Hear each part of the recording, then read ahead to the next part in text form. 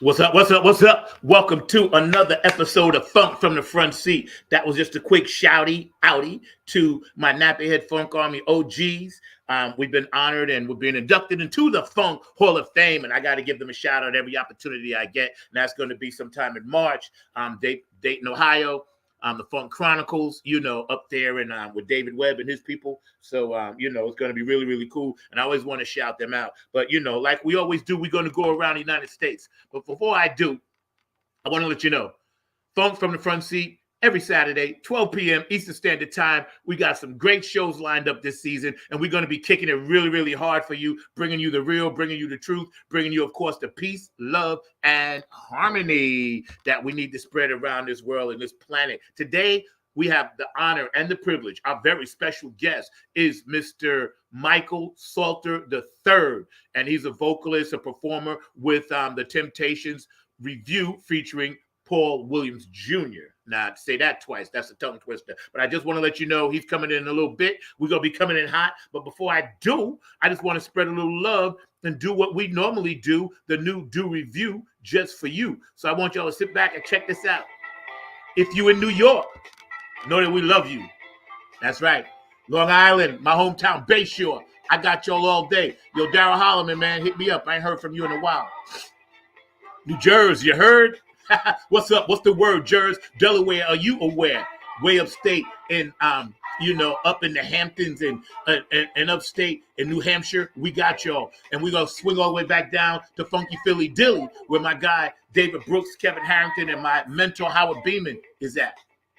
Yeah, we're going to swing back through and go to the DMV up there in D.C. We got you. Detroit, Minneapolis, we got you. Brenda in the Ohio, Ohio. Patty and Bootsy, I love you guys. Thank you. Remember, funk, not fight. Put the guns down. Let's unite. We're going to swing back through North and South Carolina, through Kentucky, through Georgia. I got you, Q. Hit me up, man. And don't forget, y'all check this out. We're going to be bringing you some new stuff, some new merch. I'm rocking my Nappyhead merch right now, but we're going to be rocking some new merch for you. Some Funk from the Front Seat merch. We're in the process of getting them made right now. We're going to be sending out T-shirts to some of our favorite viewers. So y'all stay tuned for that. Also, New Orleans, NOLA, how you doing? Kentucky, Oklahoma, how you doing? We got you here in South Carolina and North Kakalaki. What's up, Tim Kinley? Club Funkity Ambassador, I got you, man. Funkster Jones, thank you for talking to me yesterday, man. I really, really needed that, bro. And we're going to swing through the Midwest. Chicago, we got you. What's happening in Indiana? We got you. North and South Dakota. We got you. Don't worry about it, Cali. West Coast, we got you, man. Nevada, we got you. New Mexico, we got you. Puerto Rico, we got you. Hawaii, Samoans, doing the Humpty Hump. We got you. Tokyo, Angyang say yo, we got you over in Tokyo. I know I got a few peeps over there that's watching China, Japan, Dubai, the whole continent of Africa. We got you. North and South Pole, we got you. We got you all the way in the Netherlands. DJ, Elizabetta, I got you in Ireland, sweetie. Thank you for always watching the show and always supporting the show. DJ Cocolito in Italy, thank you for playing the music. And I can't forget DJ Monica in Switzerland. Oh, on the Club Funketeer show, DJ, we got you for that as well. I appreciate all you guys out there, everybody that's around the world tuning in, watch. You guys can go back and watch the show at 6 and then again at 12 for all our people over in India. So check this out. Who did I forget? Oh, I can't forget my brothers and sisters in New Mexico and Puerto Rico and El Salvadorian and Dominican and La Cubanita. We got all of y'all. Peru, my peeps over there in Peru. I got you. My manager down here, Diego, he's from Peru. So, yo, we got all of that popping. So we need everybody out there to just remember this show's about peace, love, and harmony, nothing else. Stay active on the chat line. I love all you guys out there, and I want you to know I want your love. Sit back and relax for a minute. Let's vibe. Yes. Funk from the Front Seat. 9 on the Grind TV every Saturday. My producer, Mr. Markley, and I are very, very proud to say in May is going to be Cinco Años for yours truly and Mr. Markley. Cinco Años, bro. Can you believe it? 5, 5, bro. 5. Yo, we got to have a cake and a party, bro. You feel me? We doing this. I don't care what people say. You know, like Boosie said, funk is making something out of nothing. Thank you, big brother Bootsy. And I love you, big sister Patty. Y'all are dope. Cheryl Woodhouse is going to be coming on eventually when I can catch up with her to do some guest spots on this show and free me up a little bit so I can do some other things. But man, we got the Temptations today. We got that vibe today, that Motown vibe. If you got a birthday, celebrate it with all the gusto you can, because tomorrow is never promised to anybody. If you got an anniversary out there and you love somebody, yo, tell them that you love them. It's okay to spread love. We got to stay out of the darkness. You know what I'm saying? We got to get away from that nonsense. This is the year, 1,125-year cycle. Man, just remember, there's going to be a lot of people out there that appear to be mentally ill, and they're really not. They're just lost in the darkness, bro. So if somebody in your family transitioned on to a higher vibration, just be grateful that you spent the minutes, the time, the hours, the days, the years with them. You know what I'm saying? Because that's what this is about. This meat suit, this earth suit right here, this is only a rental, bro. You know, this is only a rental. Once you're done renting it, you get out of it and you do something else in the universe that you've been planned and ordained to do. So if you got a skill out there, man, there's no better time. Me and my guy Kevin Harrington always talk about it. Ain't no more excuses. You know, do what you got to do. Make it happen. You know, don't be afraid to take chances with your life. Don't be afraid to sit back and say, oh, I can't do this, I can't do that. Don't be afraid. Fear is their biggest weapon. They use fear against us. We cannot let fear win. I will not let fear steal my joy. I will not let anybody steal my joy. No one on this planet is ever going to steal my joy again. That was my New Year's resolution, and I'm sticking to it. So if I got to cut a lot of people off, so be it. Now, Monday, Martin Luther King Jr. Day, and we got a little thing set up at the end of the show as well for him. But we want your thoughts, your comments. I know you guys are busy out there, but if you get a chance, pop on, man. Check us out, see what we're doing, man. Because, you know, MLK Day, a brother named Stephen Morris fought for that. And for those of you that don't know who Stephen Morris is, that's Stevie Wonder, okay? He fought, he marched. And if this brother could get stuff done, he should be running for president. I wish he would, you know, because I think he would be a much better choice than what we got right now. And if we can somehow make his dream come true, Martin Luther King, I have a dream come true, we can make the world a better place. I carry my father's NAACP card in my wallet with me everywhere I go. I'm so proud to show that off because he was part of the movement. He was a Baptist minister. He marched. He walked. You know, I remember going down south right around the time Martin Luther King was shot a couple of months later, whatever. We had to go to my uncle's funeral. And it was such a saddening event, but profoundly changed the way the world was. And everybody that ever did any good out there, you notice they get rid of them because they don't want us coming together. All they want is like the hate. All they want is the fear mongering. All they want to do is poison us with the toxins and the chemicals in the food and the soap we use and the products we use and the water we drink. So we got to be up on it. We got to be tribal. We got to help each other. We got to make sure that no matter what we do, no matter how we do it, and no matter how stressful or unproductive it may seem, it's always productive if you can spread peace, love, and harmony. And that's my, not my rant, but that's my soapbox thing for today, because the Temptations, their music, what they did in that time, in that era of the riots going on, and I know I was 9, 10, and 11 years old. I have a vivid, fond memory of everything that ever happened. And when we look back and we think about, you know, what they were actually doing, the artists, you know, and I give kudos to the Funk Brothers. And for those of you that don't know the Funk Brothers, you should definitely go back and watch this video, Standing in the Shadow of Motown, because it basically tells the story of all the people that played the music. More number one hits than the Beatles, Michael Jackson, Elvis Presley, Liberace, all those people put together did not have the number one hits that the Funk Brothers wrote. My Girl, Martha Reeves and the Vandellas, Cloud 9, Psychedelic Shack. You can go all those songs that they did. You know what I'm saying? Cool Jerk. All the Marvin Gaye stuff, all the early Stevie Wonder stuff. That stuff was so significant and healing while the riots were going on. In the background, you could literally hear music playing from Motown while half the town was burning. DJs used to play that music. I remember specifically because people would be riding in cars, gangs would be trying to do what they did, people was looting, people were rioting, but you could hear the soundtrack of that music. Also other music, Jimi Hendrix and things like that. There was a soundtrack to the 1960s, and Motown was the soundtrack. I don't care what nobody says. James Jamerson, those people, whatever. The blues, yes, it was popping and it had its place. Of course, the early Louis Armstrong and all that stuff all had its place. But I'm telling you right now, Motown and what they were doing up in the D, that was the soundtrack. Because every adult I know had a 45 record player. And for those of you that don't know about that, we actually played records back then. And most of the tracks would be Motown.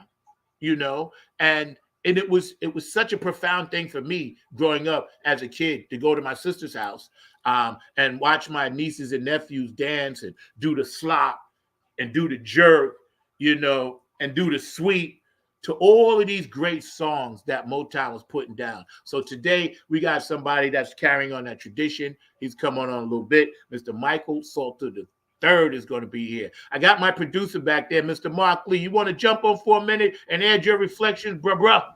What up? Hey, doing good. How's it going there? I was saying in 5 years we're gonna have cake and wine because we might have to have some cake and some wine and everything. But definitely the fact that we celebrated 5 years and doing great things. But like you said, that Motown sound was definitely very much a part of the '60s and the '70s, and definitely part of that civil rights stuff. And definitely my parents were involved in that, and definitely I remember hearing, like you said, the music of Motown, a lot of that reflective sound, and of course the message was very important and all along those lines. The scary thing is that we are in the year 2024, almost more than a half a century from when Dr. King passed, and a lot of that what he was talking about we're still dealing with today and everything, whether it's around housing or around equality, and definitely giving people rights and everything. And even Dr. King himself was not that big of a fan of the war efforts, and we're seeing a lot of wars going on as well. So there's a lot of things that he was talking about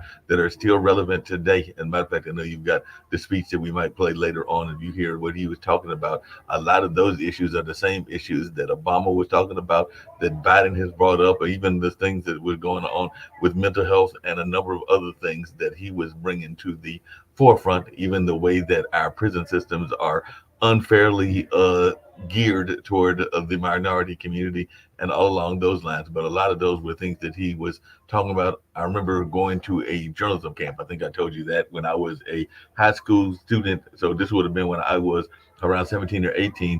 And we had to look at his book, Chaos or Community, and reflect on it. And that's what I did, is I reflected on how at the time I was writing that, which would have been like 1979, a lot of the things that he was talking about were still relevant then, to the time that I was writing. So we're talking about from 1969 to 1979 or something like that. But now they're still relevant in 2024.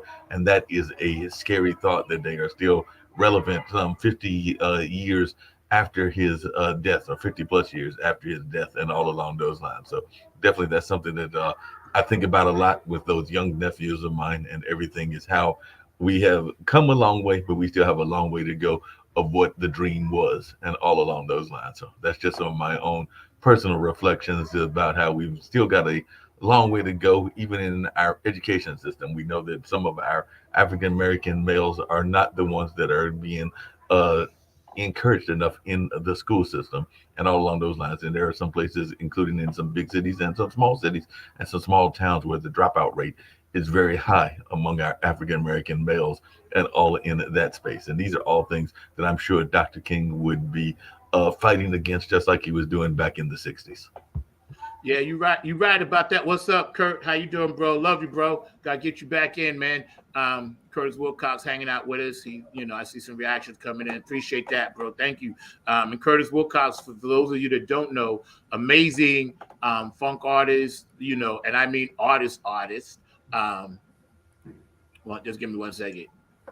And a lot of the artwork you see to my right shoulder over here, Mr. Wilcox did, and also a lot of the things that you see, the very logo Funk from the Front Seat was done by my guy, Mr. Curtis Wilcox. And bro, I can never thank you enough for jump starting and helping me jumpstart along with others my career and helping me reboot that. You and I have talked many, many times, and I'm telling you, I have the lady on from iHeartRadio, Kurt. I'm talking directly to you, bro.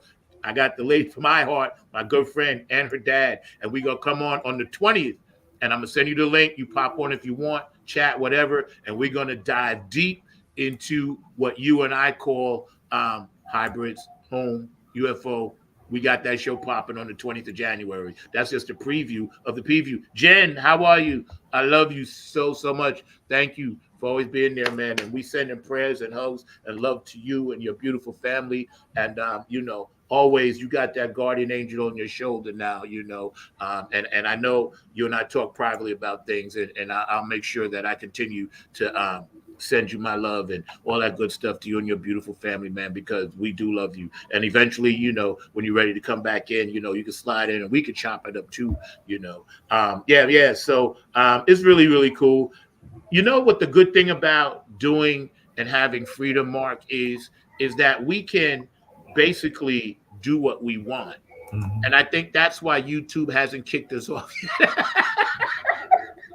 Because we ain't really disrupting the apple cart, so to speak. Yeah. But we are basically talking about some serious stuff. And for those of you that's watching, Dr. Brooks, what's up, B? I love you, bro. For those of you that's watching, man, all of our opinions are always myself and my guest and my producer, Mr. Mark Lee. They are not the opinions of Facebook, YouTube, Twitter, and whatever else we're on. StreamYard, we love you, but they're not. It's just us. So, feel free to always drop something in the chat, man, because anything that you guys want to chop up and talk about, we definitely going to get into. There's a lot going on. And we need to always make sure that we stay abreast of it. Of course, we know what's coming in November, right? So it's going to be a rough year. We all got to strap up, hang in there, right? Mark shaking his head. He's like, I don't want it. It's like we got a choice between Tweedledee and Tweedledum in terms of what we got, but definitely it's some interesting choices because we got the man that is 80 years old, and definitely you can be 80 and still very much cognizant and aware. My dad is 83 and still very much aware and everything. And I think Biden's doing a good job and everything, but a lot of people will not see it that way. And then we got that person with the orange hair that is the other choice that was the past president and all along those lines. And I had to tease you because you called it Twitter. It's not Twitter anymore. Now they call it X. So it's X, and they changed their name. I don't know what Elon Musk was thinking about, but he got a big X on it now. So it's X instead of Twitter. And I got some friends that are like, nah, I'm going to call it Twitter. So as long as I'm around and everything, but they changed it to X. Dr. Brooks is already starting his campaign. He cannot get back in. See, here's the thing, and I agree, Dr. Brooks. I think for me, and I'm not going to go political. We're just hanging out chatting until our guest gets here. But I think for me, it's about what I said at the top. Let's just all work together and do what we can do in the community. Send love to each other because we already know the dirty politics and high-priced prostitutions. We already know their game. We've been watching their game since the 1700s. Some good, some bad. Some bad, some good. Some horrible, But all we can do is work together, man, and ignore the outside noise and just try to make sure we're okay. Because that's the game. They don't want us to be mentally okay. Physical things happen. I've had surgeries, this and that. But it's about the noggin. It's about the noodle. You got to keep the noodle strong.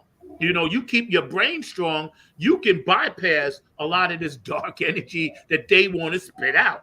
Okay. Television programming, words you use as spelling. Don't use words like hate. Don't use words like downtrodden. Don't punch down on yourself. Don't use certain words that you know carry frequencies, because the body is a tuning fork. I've been preaching that since day one.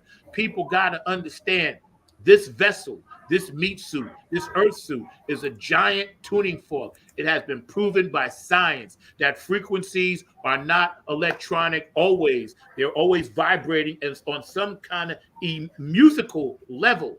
DNAs that strain actually make notes on the piano. And like Dr. Brookins said, to quote P Funk, George Clinton legend, think it ain't illegal yet.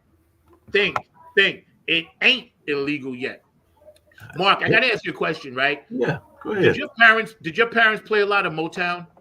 Yeah, they played Motown. They played a lot of the TSOP, the Sound of Philadelphia. Of course, they were into jazz and they were other stuff as well. But yeah, they were into the definitely the Motown sound. And I definitely remember even some of my friends and neighbors that were growing up on that Motown sound as well. But yeah, they definitely had some Motown music for sure. Even though they were jazz heads, they definitely loved and respected the music of Motown. No doubt about that. They were big fans of that whole sound that Berry Gordy and the rest of that team created. So definitely it was in our house.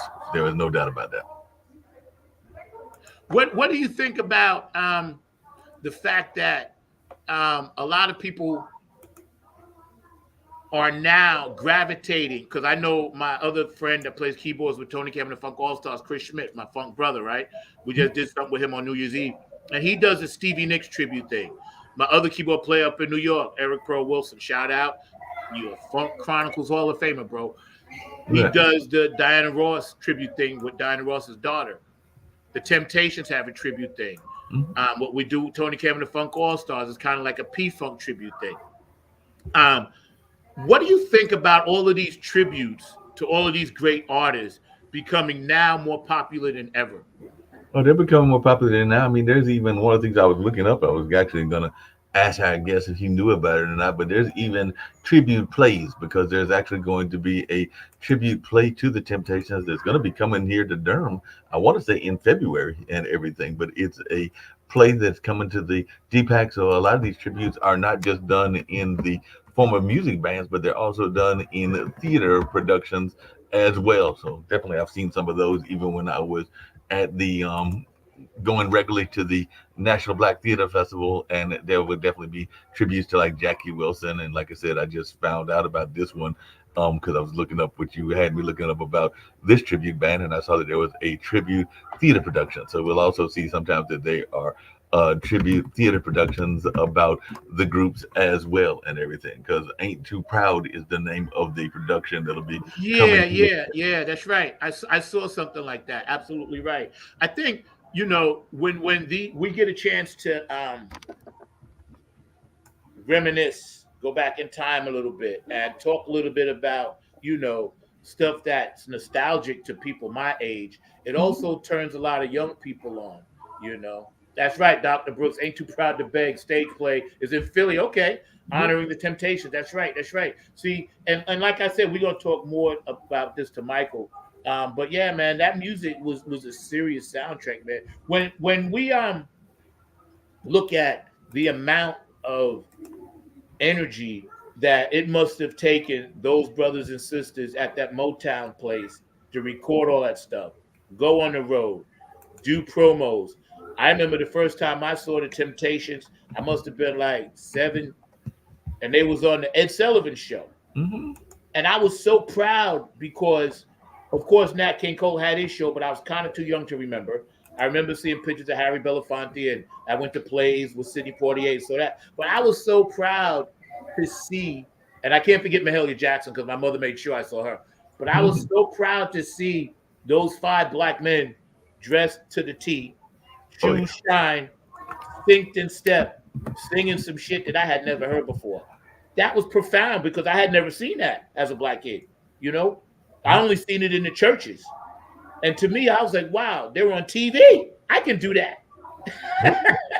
You know? And they had some steps for you and everything. I had the pleasure of seeing, and I know it's a different band, but when I was working one of our local festivals, I saw Russell and one of the stylistics bands, because we do know that there are several variations of these different bands and everything. I think it was Russell Thompson, if I'm remembering correctly. But definitely, it was interesting seeing these folks carrying on that tradition and being able to carry on that tradition, like you said, because a lot of these bands were just tremendous and they had some choreography that was out of this sight. And I mean, I remember Yeah. watching and being a big fan of Soul Train, and when you would see them coming on Soul Train and they had those moves and that smoothness and everything, it kind of like was something that you were hoping that you could develop as well.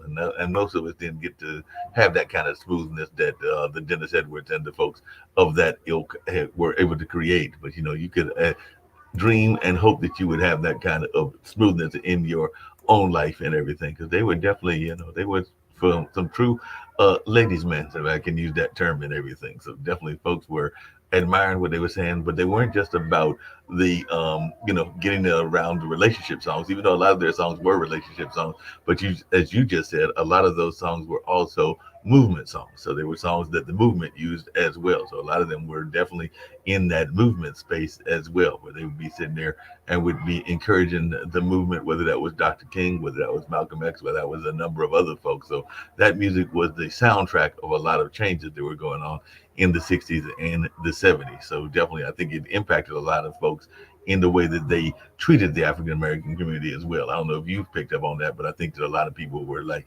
these folks are some classy gentlemen and all along these lines. So we can't be putting people in this stereotype of they're all gangsters or they're all this or that, when they are creating a image that is definitely not that imagery that was being projected, and is still somewhat projected by the media among some of our peers and all I along agree those lines. wholeheartedly. And also, too, it gave other cultures a chance to see, like you said, okay, we need to, and there were always a lot of liberal white brothers and sisters, Native American, Latino brothers and sisters that were part of the movement. I can't omit their contribution to change, because there were a lot of people that walked arm in arm with Dr. King. There were Yeah. a lot of people that walked, understood what Kennedy was trying to do. A lot of people understood what Malcolm was trying to do, but they just couldn't grab it. But now we see what he was trying to say. Now we in it. So I would never omit any other cultures, being a part of that movement, because Martin Luther King wasn't about black and white. It was about the rights, civil rights for all people. Hey, Dr. B, you saw the stage play in New York in 2020? Hmm. Dope, and I'm sure that was dope. What theater did you see it at? I'm sure it was great.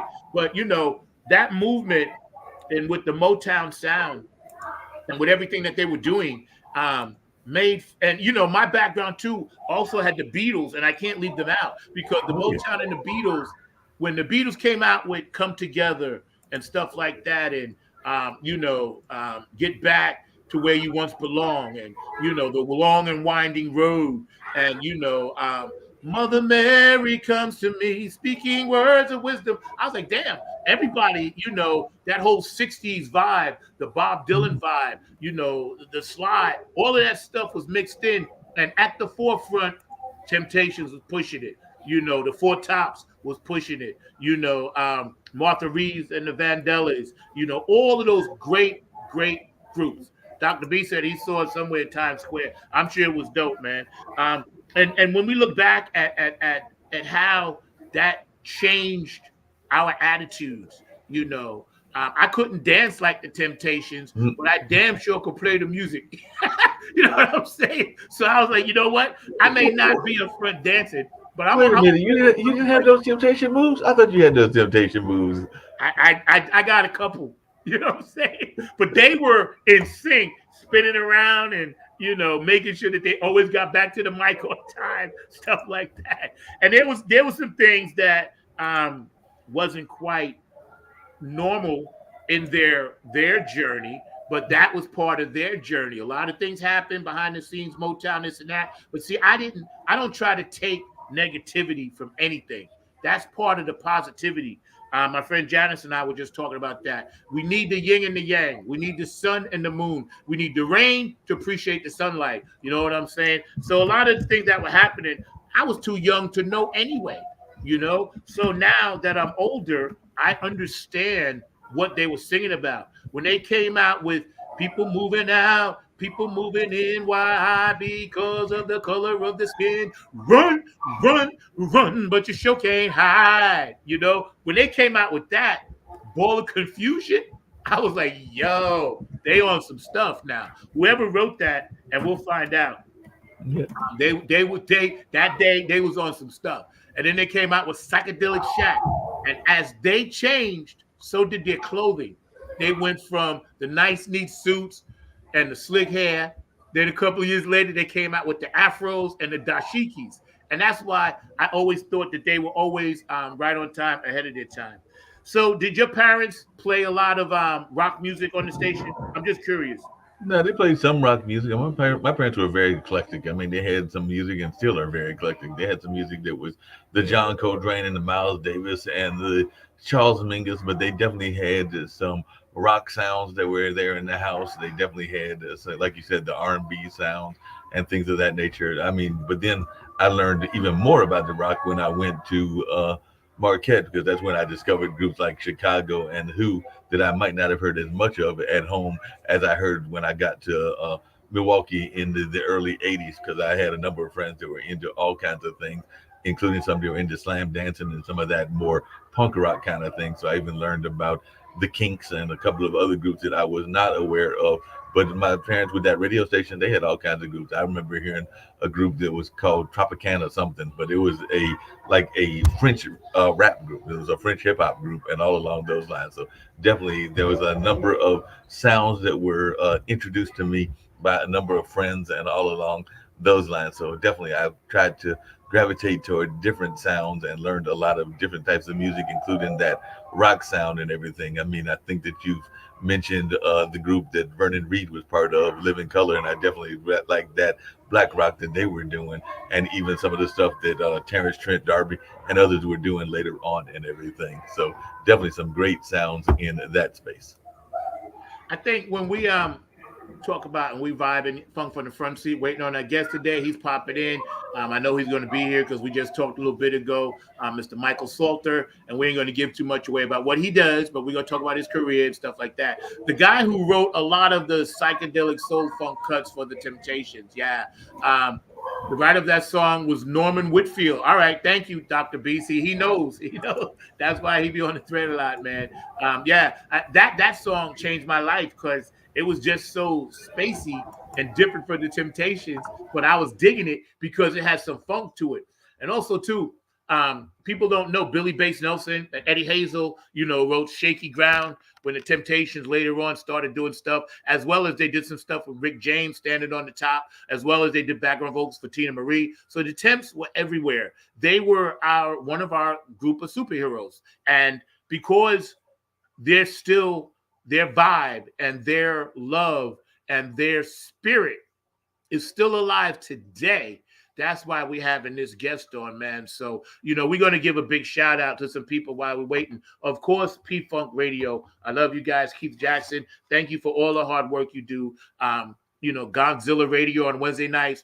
I love you, man. Thank you, Gabe, for everything that you do. Robin Circle and Pete, of course, on that thread. And Tony Cam, I ain't post nothing today, but I'll get to it, Captain. Aye, sir. Of course, Larry Funkster Jones on his Saturday Funk Show and his Sunday Chill Out. And P-Funk Radio is significant because it allows artists like me to have a place to play our music. Now, also, our music is on New Funk Radio, and that's Tony Cam's station. You can check that out or go on my pages and his pages. Of course, I want to thank Bootsy Collins and Peppermint Patty Collins for all the work they do, Funk Not Fight, and all the Club Funketeers around the world. All right. Tony Cam and the Funk All-Stars, the Nappy Head Funk Army OGs, who's going into the Funk Hall of Fame Chronicles and Exhibition Center, and my Nappy Head Funk Army 2.0 down here, help resurrecting the dead-ass funk that North Carolina tries to portray, and we the real shit. So if y'all want to come out, we playing April 26th at the Poorhouse. Come out and get some real shit, and stop messing with this shit that's cut. Like they say, make my funk the P-Funk. I want my funk uncut. Stop fucking dealing with this cut shit and come get some of the real shit because we the real shit. My management company in Diego, Oak City Music Collective, I love you guys. They're doing a big thing down here with an act he just brought over from Peru, so that's dope. Afterglow 92416. Donna, I love you. Much tribute and much thanks to Boogie Munson. I'm always rocking his shirts. Q&A Entertainment, I love you, bro. Brooke Clagett, my funk angel. I'm sorry I missed you at New Year's. Patricia Diori, Aquarius Rising Art and Graphics. Curtis Wilcox and Georgia Funk Vinci. A lot of this stuff, all of this stuff you see back here, and also my guy Ken upstate sent me this beautiful collage poster, so I love you for that. Dr. Brookenstein, of course, takes care of my website and been with the Nappy Head Funk Army since 1998, so y'all keep that in mind. Me and his brother been like hanging out for that. DJ Cocolino, of course, Elizabetta. David Webb, Funk Chronicles fan, thank you, brother. I love you so much, man. And I'm gonna see you in a few months and do this induction thing, and that's gonna be a beautiful thing. It's really the highlight of my funk life and career. Who would have thought this little kid, 1336 North Clinton Avenue in Bayshore, having all of these great artists on the wall, looking at Mike Hampton, looking at Boosie, looking at George Clinton, and this one and that one, and Sly and Hendrix and all this stuff, and all the ladies, Dawn and Sheila, and of course Chaka Khan, of course, 1976, Chaka, I love you. Yeah, who would have thought that I would be hanging in the Funk Hall of Fame with them one day? So believe me, however the universe planned it, I couldn't have asked for it to be more perfect than that. And shout out, see, I love you, my wardrobe consultant. Spent some time with you yesterday, and that was beautiful. So thank you for all of that. I appreciate it. Wait a minute. You got a wardrobe consultant? Does this mean that you're going to be... You didn't know that? Does this mean you're going to be dressed as sharp as the Temptations? You're going to have a wardrobe consultant? No, bro. Who do you think dresses me for my show every week? I consult on this, bro. I'm big time, bro. I know you big time. There ain't no doubt you big time. Right. You know I'm bullshit too. You are a superstar. Dr. Brooks, fly on the wall in the Hall of Funk, baby. If I'm in, you in, baby. We all go. We all in. We all in that Hall of Fame. But no, yeah, bro, I do have a wardrobe consultant straight up. I ask, like, what should I wear? What scheme? You know, today my color scheme is brown, you know, and black. You know, so you can see my sweatpants. You can see my Nappy Funk Army shirt. You can see my cheetah scarf, and you can see my brown thing. So yeah, man, I ain't just coming any old way, bro. You know how I gotta roll. I gotta represent. I got too many things to represent out here. You know, the band, for Club Funketeer Vice President, all the people that's watching that I send love to. Which, by the way, Nomelia Vasquez Scales, I love you, sweetie. All of this stuff, right? It's like I have to rep the right way. You know what I'm saying? I want to set an example for others. So you know, they'll be like, okay, you could be funky and still dress nice and be cool, you know. And nothing against no one else's dress. I'm just saying, yeah, I got a wardrobe consultant. You didn't know? I thought you knew that. I know it now.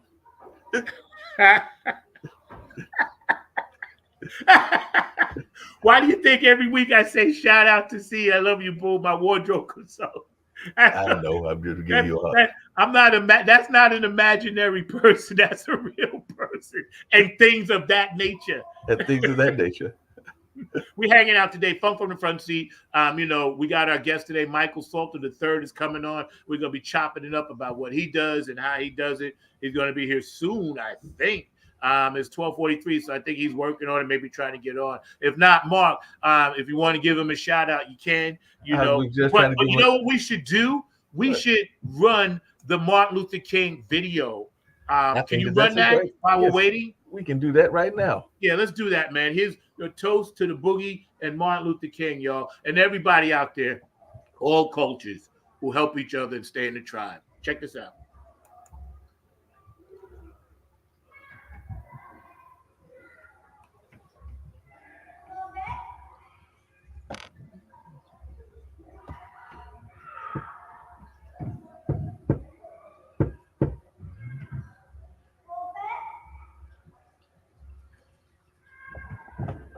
You good, bro? You want me to grab it? Yeah, try to grab it, because I tried to grab it and it didn't want to run right. But let's see what's going on here. I don't know why it's... Oh, I see what's happening. I see now exactly what's happening. That was my bag. So we got it right. Hold on. There we go. I have the pleasure to present to you Dr. Martin Luther King, Jr.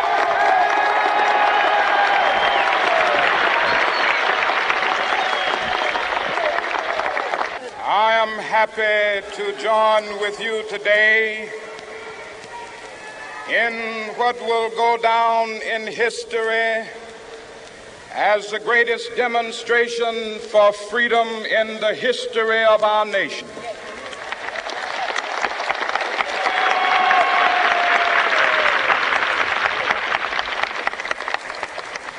Five score years ago,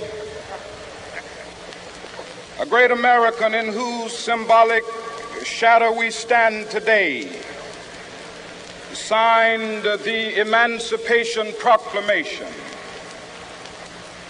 This momentous decree came as a great beacon light of hope to millions of Negro slaves who had been seared in the flames of withering injustice. It came as a joyous daybreak to end the long night of their captivity. But 100 years later, the Negro still is not free. 100 years later, the life of the Negro is still sadly crippled by the manacles of segregation and the chains of discrimination. 100 years later, the Negro lives on a lonely island of poverty. I have a dream that one day this nation will rise up and live out the true meaning of its creed. We hold these truths to be self-evident, that all men are created equal.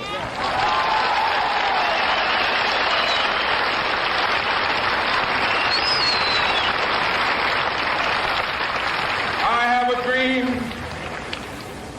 that one day on the red hills of Georgia, sons of former slaves and the sons of former slave owners will they be able to sit down together at the table of brotherhood.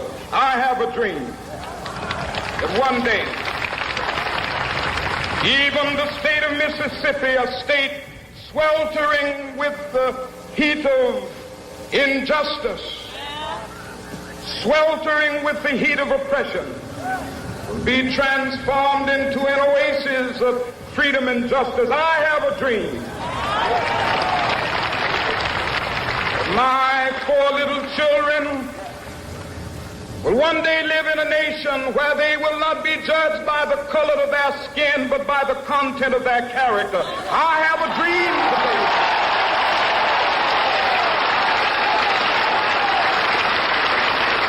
I have a dream that one day, down in Alabama with its vicious racists, with its governor having his lips dripping with the words of interposition and nullification. One day right there in Alabama, little black boys and black girls will be able to join hands with little white boys and white girls as sisters and brothers. I have a dream today.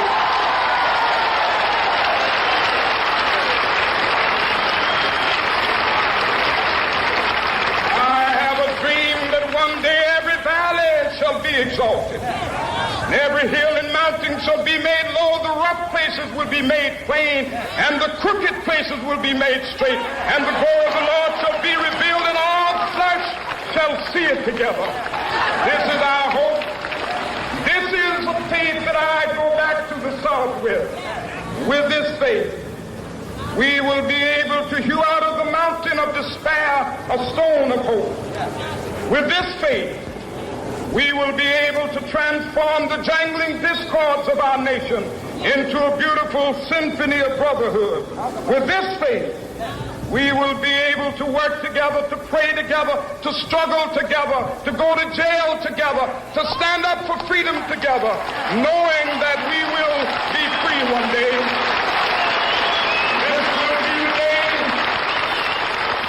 This will be the day when all of God's children will be able to sing with new meaning, "My country, tears of thee.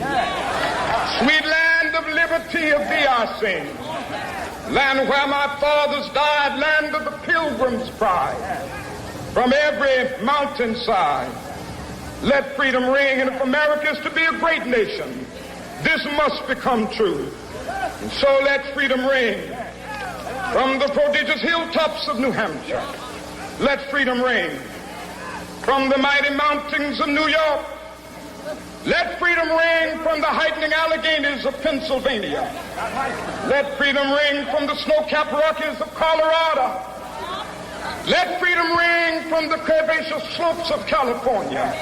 But not only that, let freedom ring from Stone Mountain of Georgia.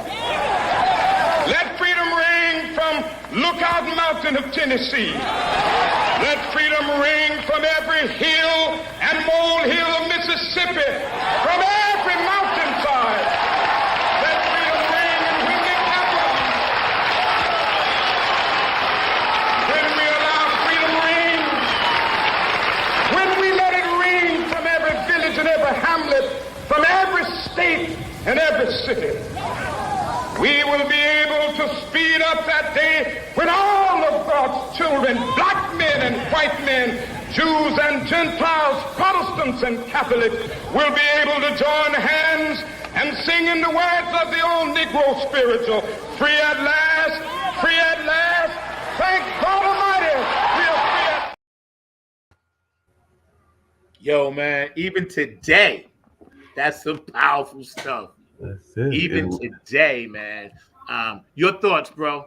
I mean, it resonates, like you said, even today. I mean, even if you think about what's going on in Israel and you think about what's going on just around the world in Ukraine and Poland, and what he was talking about is very much relevant, even to like he said, this particular day and everything. And some of the things that he wanted, I don't know that we're quite there. We're on our way there, but you still got people that are upset when they see African Americans and European Americans working together or dating or doing other things together and everything. But you know, he was definitely talking about a day when folks could work together and be proud together and all along those lines. But I don't see that we are seeing enough of that. And even some of the divisions that he was talking about, even when he mentioned the Catholics and the Protestants, the Gentiles and the Jews, and a number of other things, those are divisions that we're even seeing in the year 2024. So definitely it is still resonating so much with so many people, and it is definitely a message that needs to be heard and definitely encouraged. But you got people that are wanting us to quote unquote make America great again, which is, as my friend Jim Eade says, that really means, and he's a European Americans that make America white again and everything, because that's really what they're talking about, is trying to roll back the times and not have us move forward. You know, we got to be moving in a positive and forward direction, not in a backwards direction. But you got some folks that are in control that would love to have us to go back to the 1950s, even before Dr. King was around and everything. And I think that there's enough like-minded people, and as you like to tell me, I'm one of those folks, light warriors, that will not allow that to happen and all in that space. But that's just what I'm thinking, that we got to have more of this kind of positive conversation and positivity that can make a positive change in the world and not have it go in a regressive manner. I agree. I think because this is such it's almost like now that, you know, we're working together. You see more people in this country. What's up, Kev? You see more people in this country now willing to work together, because the smart people, and I don't mean dumb people or educated people or nothing like that. I'm just saying the smart people know the best bet is to bet on each other. Mm-hmm. Like, I can't be mad or hold grudges or be pissed off about some stuff that I basically had no control over. Right. So that only clouds my thought process to be successful, you know, and the goal in any business, whatever you're doing, music, sports, whatever, art, whatever you're doing, politics, whatever, is to try to be as successful as you can, so you can then take that success and that gift and give it back. You know, one of the best books I read, Eleanor Bonner, she said a quote, the purpose of life is to find your gift. The meaning of life is to give it back. You know what I'm saying? Dolores Cannon speaks about that a lot. Of course, you know, Jesus spoke about that a lot, the give back. You know, all of the great teachers and leaders, be they prophets, be they musicians, be they artists in their artwork, it was all about the give back. You know, when Da Vinci was painting the Sistine Chapel, he really was doing it for the times, but he knew it was going to stand the test of time. It was about the give back, you know. All the great, you know, writers and poets, and look at Maya Angelou. I read her stuff at least twice a month. I go back and catch quotes from her, you know, watch video clips of her. She was one of the greatest inspirational teachers this world has ever had, you know. And again, I don't know what's going on with the books in the library. I don't follow all of that. But you know what? Certain things are worth fighting for, and certain things are worth you know, preserving. And I just think that books and libraries are one of them. That's just my personal opinion about it. Because, I mean, when you go to the library, it's quiet. You can focus. You can read. You can get your thoughts down. You know, everything doesn't always have to come through the phone. You know, we use our laptops and our phones and our tablets and all of that stuff. Yeah, we need all of that. It's a tool. Don't forget that. Don't misuse the tool. Prince said, don't let the computer lay on you. I just watched a Prince interview the other day. I watch a Prince interview at least once a week because that brother was around, man, and still is. And he said, man, use the computer. Don't let the computer use you. And this was way before social media had actually blew up. He warned us. He also taught us that ownership, own your music, put it on your own site, clothing, apparel, what have you. Buy your own, make people come to you to buy your stuff. Don't just let anybody willy-nilly be out there doing it, man. Hey, let me ask you something. Yeah. Your thoughts, really quick, while we're waiting on my guy, Mr. Michael Salter, and I see he's on his way in somewhere. You know, your thoughts on the thing with the library and the books. What do you think Well, I about mean, all you that? got some people that are scared of books, and like you just said, the powers of books is what they can tell you. You got some people that literally want to ban books that are not negative in whatsoever. There have been books that have been talked about being banned that are being banned because they are the thought that they might encourage certain racial views and everything. You got some people that want to ban Tom Sawyer, or they want to ban 1619 Project, or they want to ban this or that because they don't like the way that the people are presenting the story and everything. But I've always been told that, you know, you need to get the varying viewpoints and the varying things along those lines. You don't have to necessarily agree with every book that's out there, but you also don't need to be banning them. I mean, I think about some of the books that were classics that I remember reading and enjoying reading, like Catcher in the Rye, and I don't think that those books need to be banned in the least bit and everything, or even Clockwork Orange. There have been people that wanted to ban Clockwork Orange and a number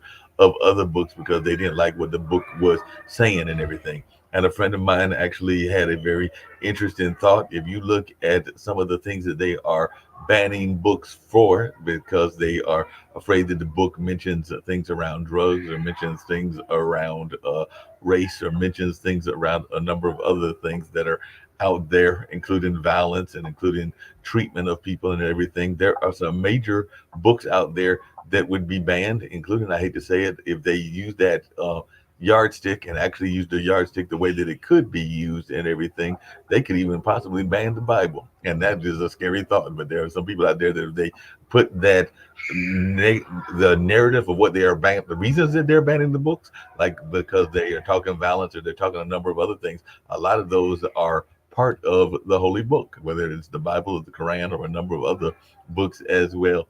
But definitely, just like I said, I'm not a big fan of banning books whatsoever. I think that books and libraries should be institutions that are encouraged. But I see that your guest is here, so I'm here to bounce on out, and we can bring on Mr. Michael, because Michael is here, and all along those lines. If that's Okay, all so right. hold on. So he's in? Yeah, he's in. All right, cool. So let me do this. Let me set him up. All right. All right.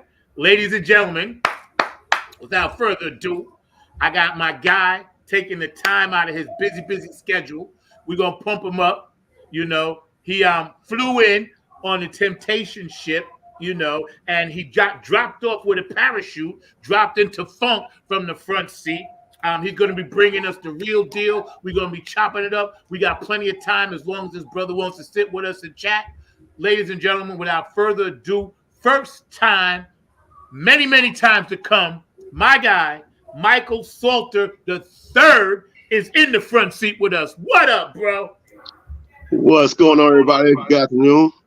Good. How you doing, man? Thank you. Blessed and highly favored, man. How you?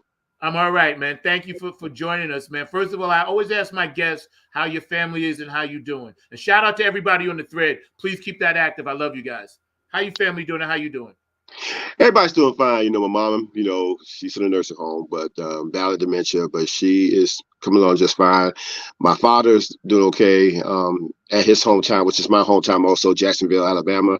Okay. Where he has spent 30 years working for Chrysler the year I was born until he retired in 1996. And so he got a house built off the ground. And recently he had fell down at home. When he messed his ankle up. So me and my sisters, we just went down there back in early November to make sure that he's all taken care of everything. So right now he's remaining in the hospital until his ankle will get completely healed. But other than that, he's coming along just fine. He's age is not stopping him. He's still hit to everything that's going on at 81 years young. And my mom, even though she's bound to mention, but she's 77 years strong. So they're doing just fine. They still here. What's your parents' name? Sarah and Michael Salter Jr. Sarah and Michael Salter Jr., thank you for having an amazing son and an amazing family. So we love you. We sending peace, love, and harmony out to you, man. So check this out, bro. We got a lot to chop up. I hope you can spend some time. If not, we'll do a part 2, 3, and 4 as long as you want. You're regular now. So what got you into music from the get-go, and where were you born? Well, I was born in Jacksonville, Alabama, in 1966, and was raised here in Detroit, Michigan. I lived in Marietta, Georgia, between 2014 and 2016 for a pretty short moment. But then when I realized that my sister had, stage 4 cancer and lupus, and she's coming along very, very strong too, she beat it. She beat that. Well, in other words, she defeated the enemy. Okay, so she's battling lupus also, but she is normal, doing fantastic. My younger sister, she's doing fine. She don't have no reports of sickness or anything like that. Me being in the music business, man, I was 6 years old, okay, as a singer. Then I started dancing at 8 years old, choreographing 16 years old. So to be in this business for 52 years, it's something that I always loved doing, and I'm not going to stop until God tells me to stop. That's the most important thing, man, because you have a spiritual essence about you that I picked up on right away, even though we've never physically met. We talked on the phone to prep this show for about at least 20, 30 minutes the other day, I would say, right? And we talked a lot about, life. I always do that with my guests because I'm so, you got prayers coming in, bro, because that's what the funk from the front seat does. We bring prayers to the table for people. But yeah, we talked a lot about life, and I dug your vibe, man. So you grew up 1966. You're born. I got you by I'm 58, so I got you by about like 8 years. But before you came on, Mark and I was talking about the music of the 60s and the soundtrack of all of the racial tensions and the Vietnam War and all of the negative, hateful, divisive things that were happening in politics in our neighborhoods. Tell me your thoughts, because obviously you're with Paul Williams Jr., whose father was the original Temptations. So for my audience, that's the timeline. Tell me your thoughts about what you was listening to and how it affected you and how it made you want to do what you do. That's a pretty good question. Going back to certain songs, which, in other words, revolutionary songs that came out at the time being, you look at Paul Williams when the legendary Paul Williams singer, and the rest of the guys when they were singing Ball of Confusion. Okay, I could relate to that. I could relate to Edwin Starr singing War. I could relate to Timmy Thomas singing Why Can't We Live Together? Okay, those type of songs really had inspired me, and especially the Edwin Hawkins singer's "Oh Happy Day." Oh, God, yes. So my parents, it was my mom, and it was my grandmother, and God rest her soul. It was those kind of songs that had me encouraged, you know. Um, and the best thing, my grandma, her favorite scripture, she always would say, "The Lord is my shepherd; I shall not want." She would share that, and ever since, she said that it had me reading the Bible when I was 6 years old, and so Amen. my faith in God has never had stopped. Yeah. But when you listen to those songs, and I mean, let's even go back to 1971. I believe that was the year when John Lennon even said "Imagine." So you look at all these songs, and they tell you the story about life. Even when Martin Luther King, and here it is, Monday is this natural holiday. So That's right. we continue to say, "I have a dream." Why? It's because we dream it every single day. We dreaming for success. We dreaming to continue to have faith. We dreaming to still be encouraged and stay motivated, and not let anything get in your way, because it's always going to be one individual that's going to try to steal your joy. But you have to cast those cares and keep on moving, being encouraged, being connected, being restored, because you're going to be rewarded if you keep on, continue your faith in God. You got to trust in Him. Okay. And with all the problems and difficulties that we are facing in this world today, I always say it in the words of Kenneth Gamble, when he says that in this day of confusion, we must find the problem of the root in order to solve it. And that truth is a knowledge. How can I say it? In this day of confusion, we must find the problem of the root in order to solve it. That truth is a lack of communication beyond man and woman, or I should say among man and woman, therefore the wrong interpretation of life and life purpose has been exposed. So I try to tell everybody, you only got one life to live. You have to live it in peace, truth, love, and harmony. The OJ said it themselves. There's a message in the music, and there's a message in the song. Come along, sing along, understand why you dance. Otherwise, open your ears and listen here.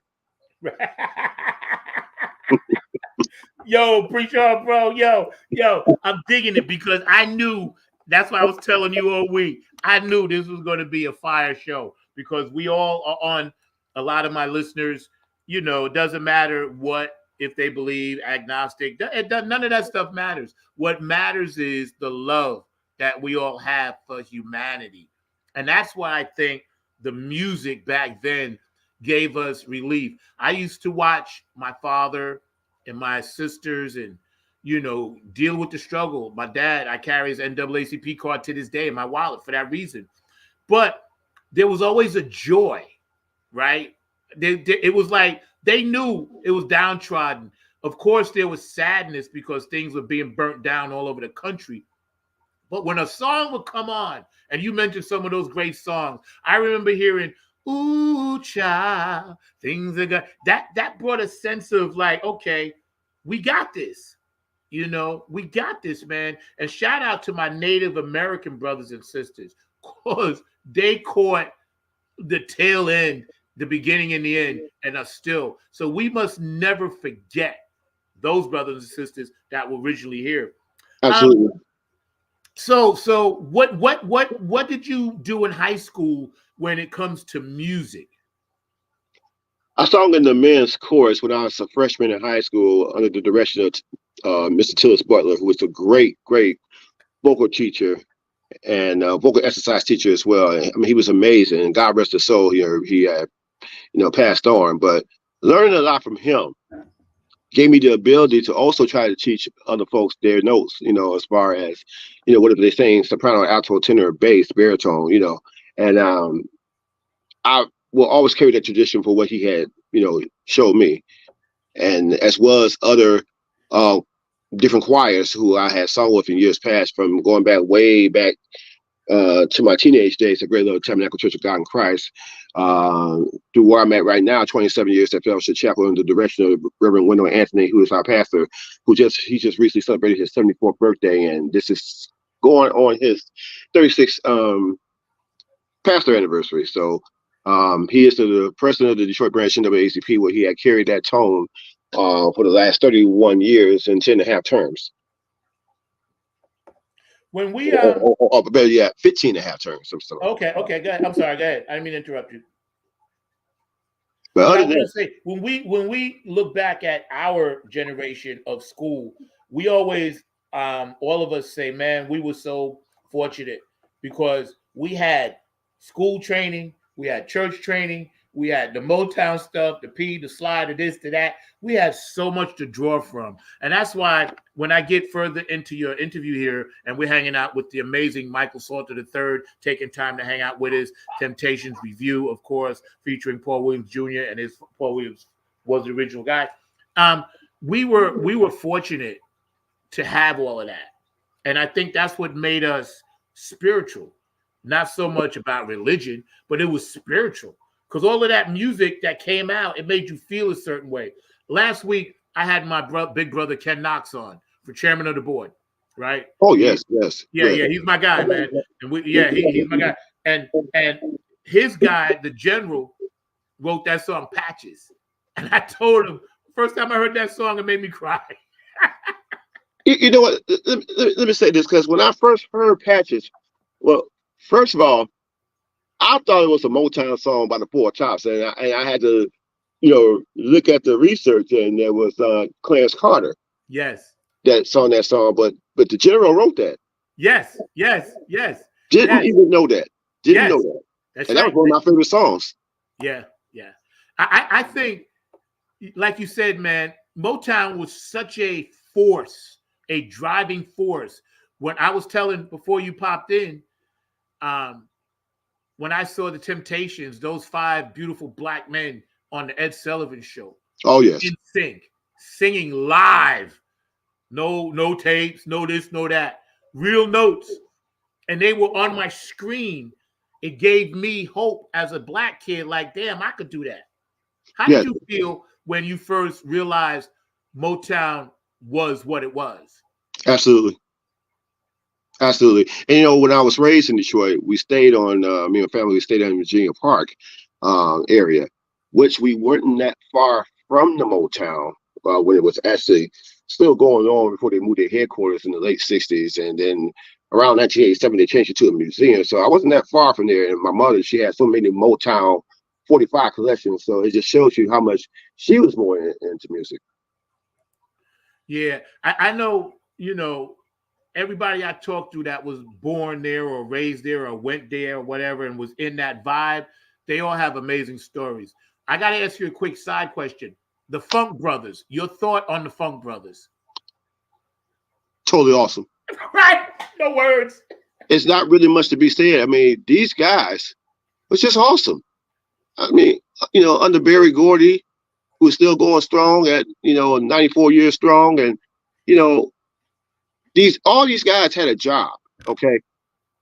James Jamerson, perhaps the best bass guitar player ever. Bob Babbitt, the list goes on and on.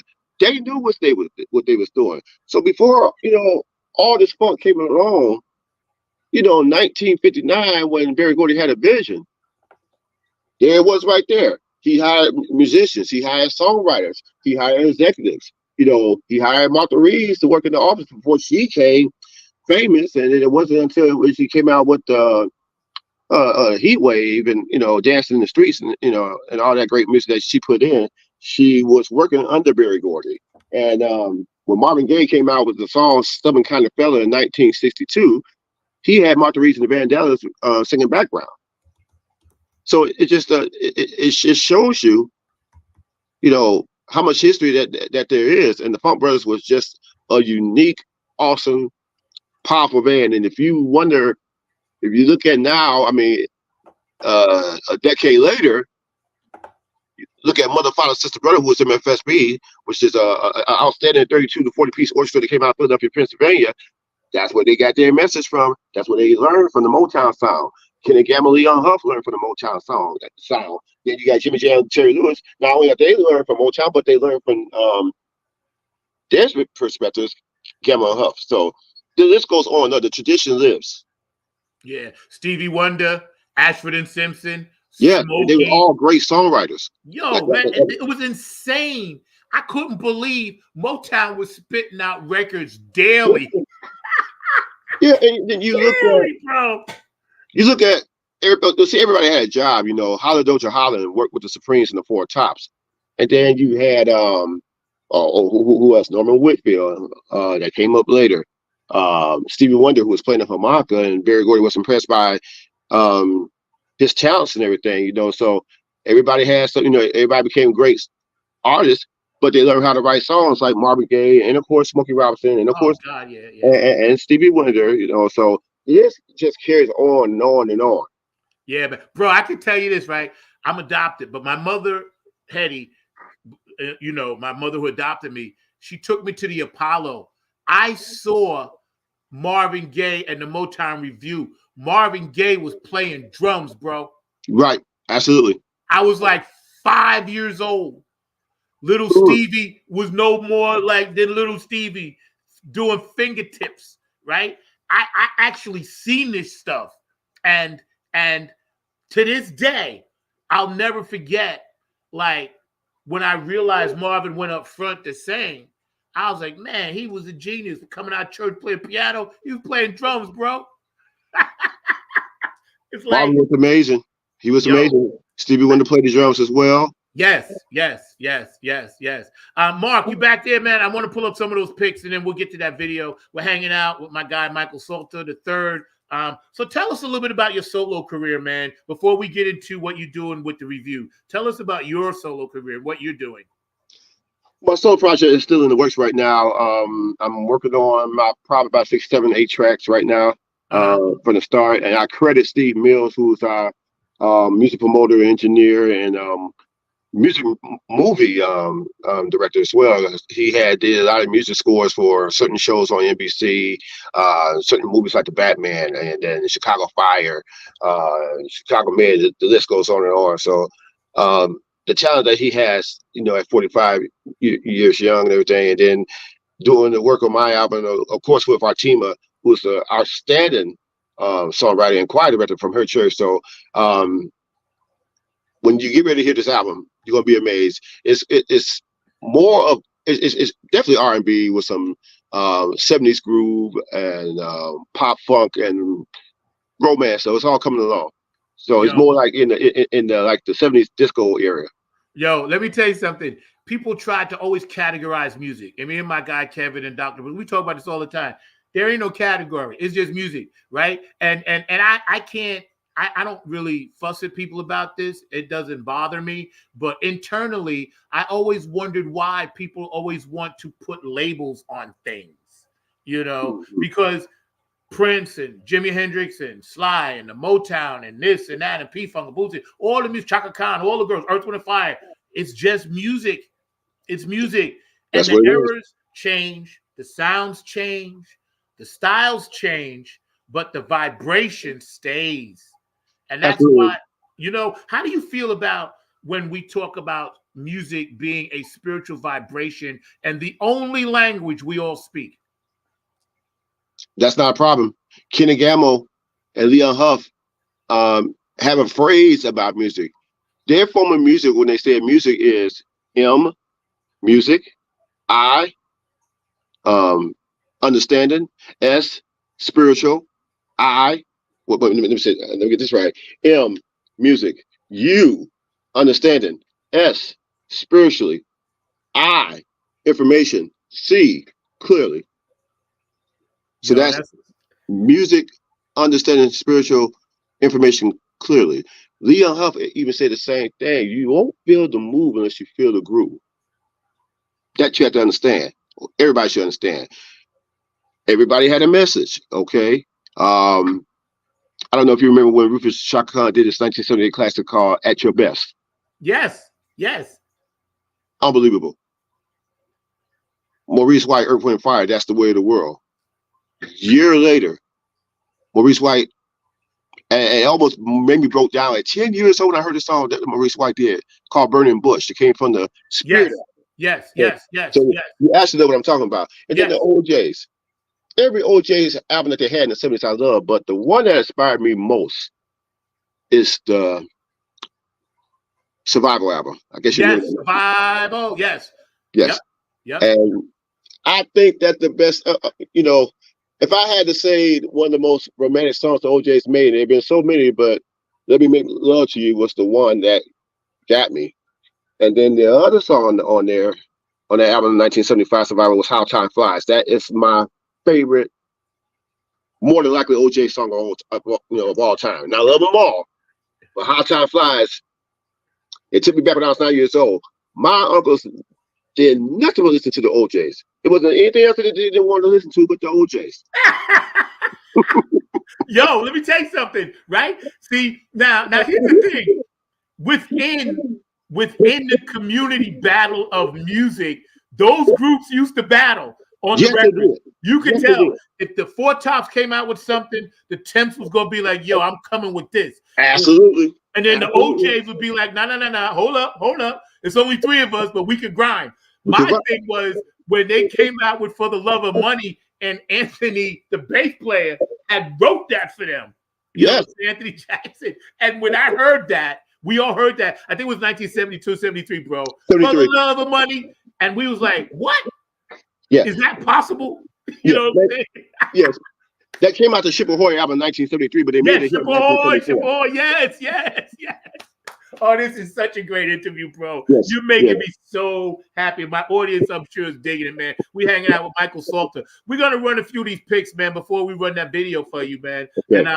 And this is the current group, correct? Yes, it is. Going from my screen left to right, who is who? The group consists of, on the left-hand side, that is W.T. Williams, who just celebrated his 65th birthday on January 1st, New Year's Day. Wow. Next is Terry Horn, who is like by the way, WT is the bass singer. Terry Horn is the second tenor of the group and lead tenor as well. Then you got Paul Williams Jr., who is in the middle. He is the son of the legendary Paul Williams Sr., and if you look at his face, you can tell that he looks just like his daddy. Just like him. And sounds just like his father as well. He's a baritone, and he's versatile like me. We'll go anywhere as far as first tenor, second tenor, high pitched octave voices, bass, baritone. That's what we do. I'm tenor in this group as well as baritone, so I'm floating around different aspects. And then you got Sturgis Morton, the tall guy on the right. He's the falsetto first tenor. Okay. Before we move on to the next one, Mark, hold this picture for a second. I got to ask you, who's the backup band? Who's the your backup? Who's the band? We working on a band right now. The band that we have right now is performing overseas and everything, and they are working with other groups right now, but they are also with us. So right now we're using tracks right now. So once all that track stuff is over, they're gonna be back with us. Hey, that's the way to do it, man. And shout out to everybody to just remember you can do both. It's perfectly okay. Absolutely. You gotta mix the new school with the pro school, the old school with the good shit, track it, not track it. It's all about the message in the music, man. All right, Mark, go to the next one, please, sir. Thank you, sir. You're on it. You get breakfast today. Yeah, I gotta feed him. You can't feed him before the show. He's somewhere else. I'm in Raleigh. He's in Durham. But I always stop by and make sure I feed him. So when he does well, he gets fed. But when he does badly, he don't get no food. That's all right.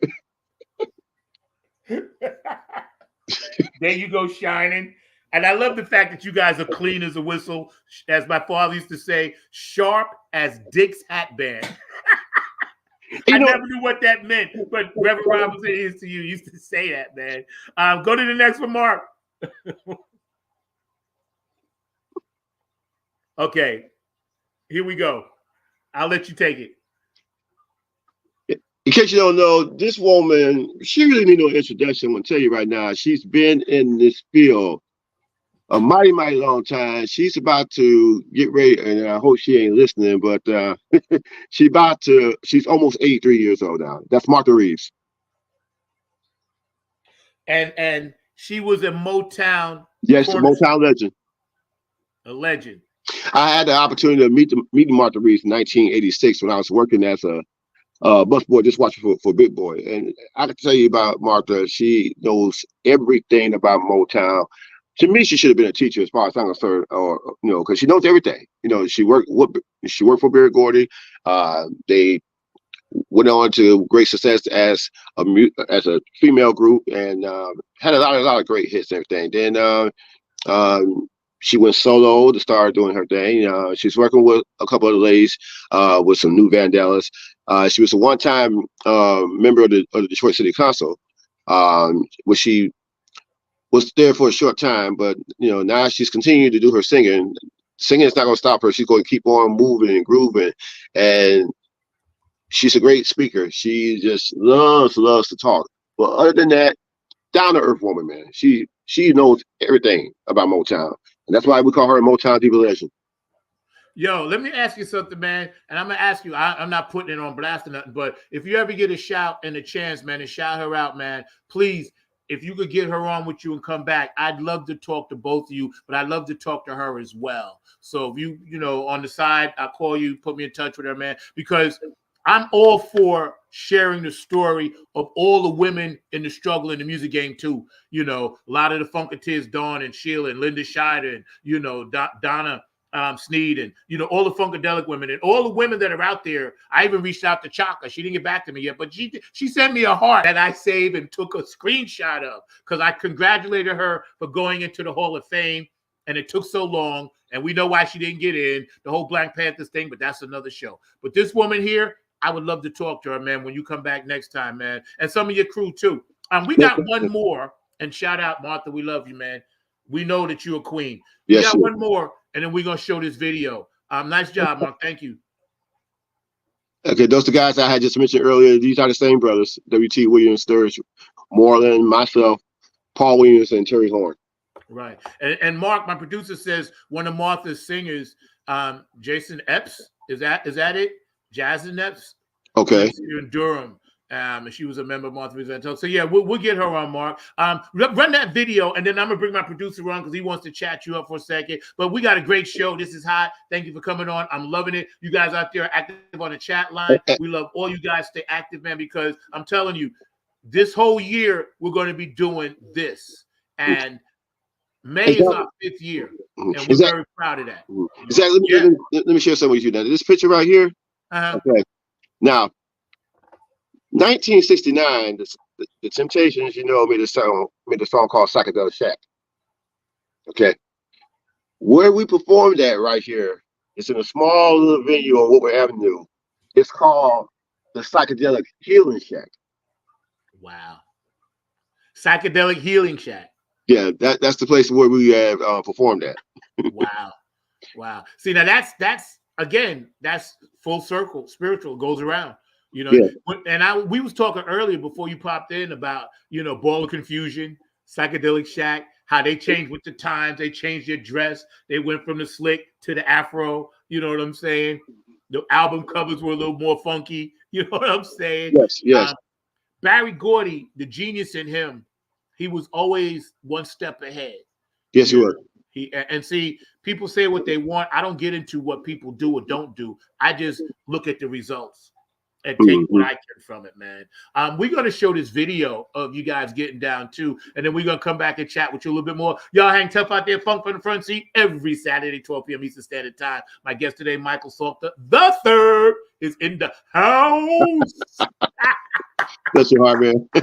Yo, we have fun over here, bro. It's all about fun, bro. All my guests, they always chat me up later and say, yo, man, I had fun. Yo, Mark, we good back there, bro? All right, let's run it.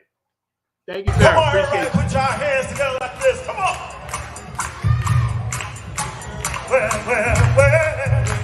Oh. The year was 1972.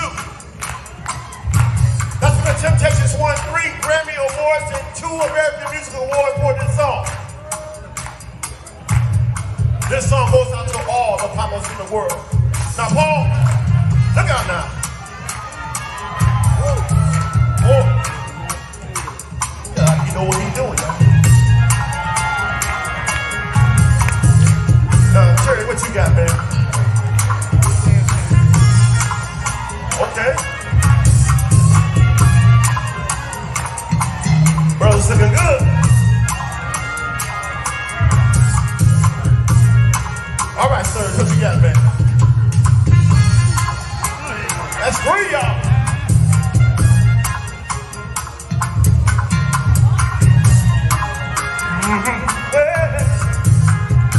WG, show what you got, man.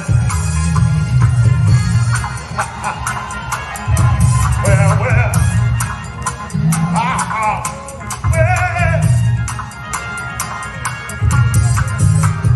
Let me put myself into this, y'all.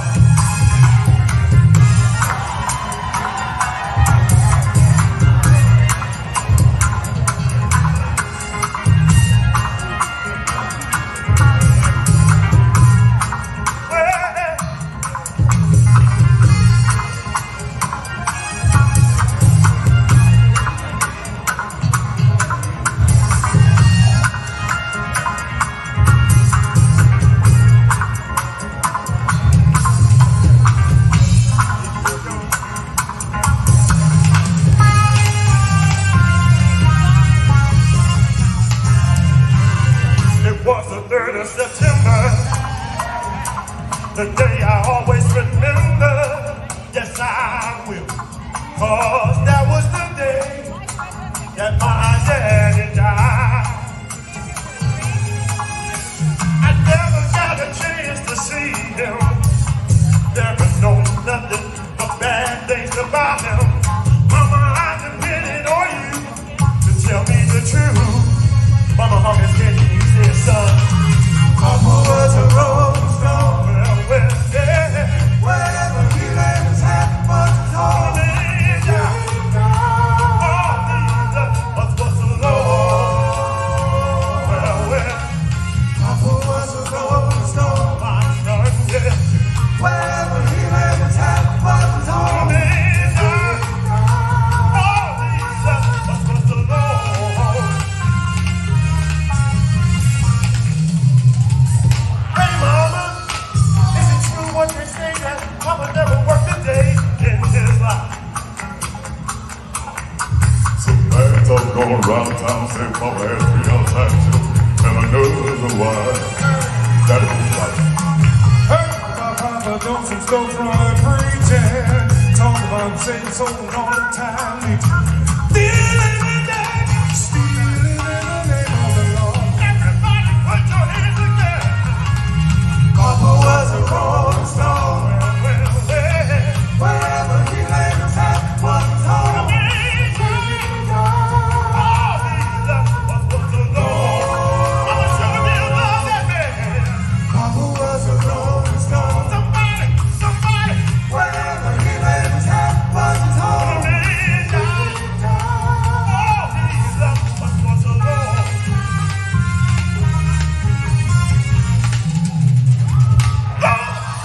Let's get a song back on.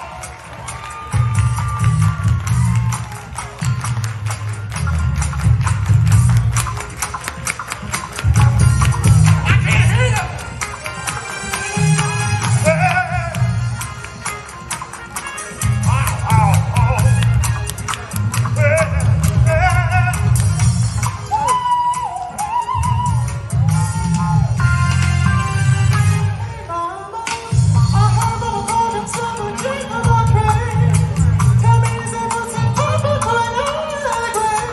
Folks say Papa would beg Papa still to pay his bill. Hey, Mama, folks say Papa never went much on bacon. Spent most of the time chasing women and drinking. Mama, I'm depending on you to tell me the truth. Mama just hung her head, that's what she said. Papa was a rolling stone. Wherever he laid his hat was his home.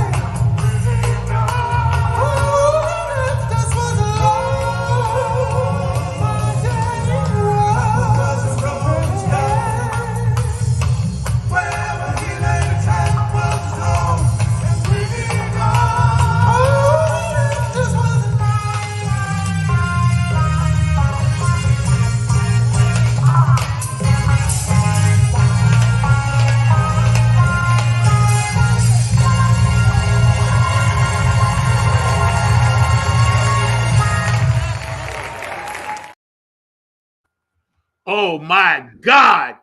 Dude. Dude, bro. Bro, I was sitting here on the side, you know, when the camera goes off, I can do what I want. You know what I mean? And I'm chilling, right? And I'm like, yo, that's the Temptations. I'm telling you, that's it. That I hope everybody out there watching understands what you put into that one song and what y'all did. Kudos to you. I'm man, that's an honor to even have that video on my show, bro. Thank you, man. Thank you so much. Tell you right now, man. And if that brother don't look like his father, I ain't me. I ain't me. Because I was like, what? So when you guys are on tour, right, and you're doing your thing, whatever, and you're bringing something special to the fabric of society and the musical quilt that me and my guys call it, how do you relate to today's music not feeding the soul?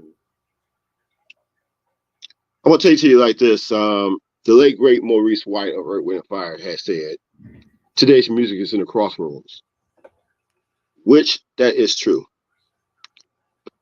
The younger generation, I don't take anything for what they're doing right now, more power to them. They sing about songs that goes in what's going on in their society. Me, Terry, Paul, Sturge, and WT, we sing about love. We sing about life. We sing about the real issues that's going on in our world, past, present, and of course, what's going to happen in the future. Okay? So, singing real lyrics is what makes a difference. Yeah. We're not out here talking about money, power, what this young generation is doing. Everybody going to make money. Everybody going to have some kind of power. Everybody going to have their respect. But respect the music. You could do anything you want to as far as music, as long as you ain't disrespecting anybody. We don't need nobody calling people H's and B's and they ain't S and all that kind of crap. Sing real music. Sing real lyrics. That's what's going to make a difference. If you love what you're doing, respect the music. That's all you have to do is respect it. We don't want to hear nobody about, you know, what they wear, or they Daisy Dukes, or they thongs, or whatsoever. Let's just come on. Let's just sing real music. Enjoy real music. If you want people to see you perform, they're going to pay their money to see you. As long as you don't say all that foul language, we don't need that. Bro, let me tell you something. Every time I climb this ladder in this journey of Funk from the Front Seat, and every single artist, I've even had hip-hop artists on, right?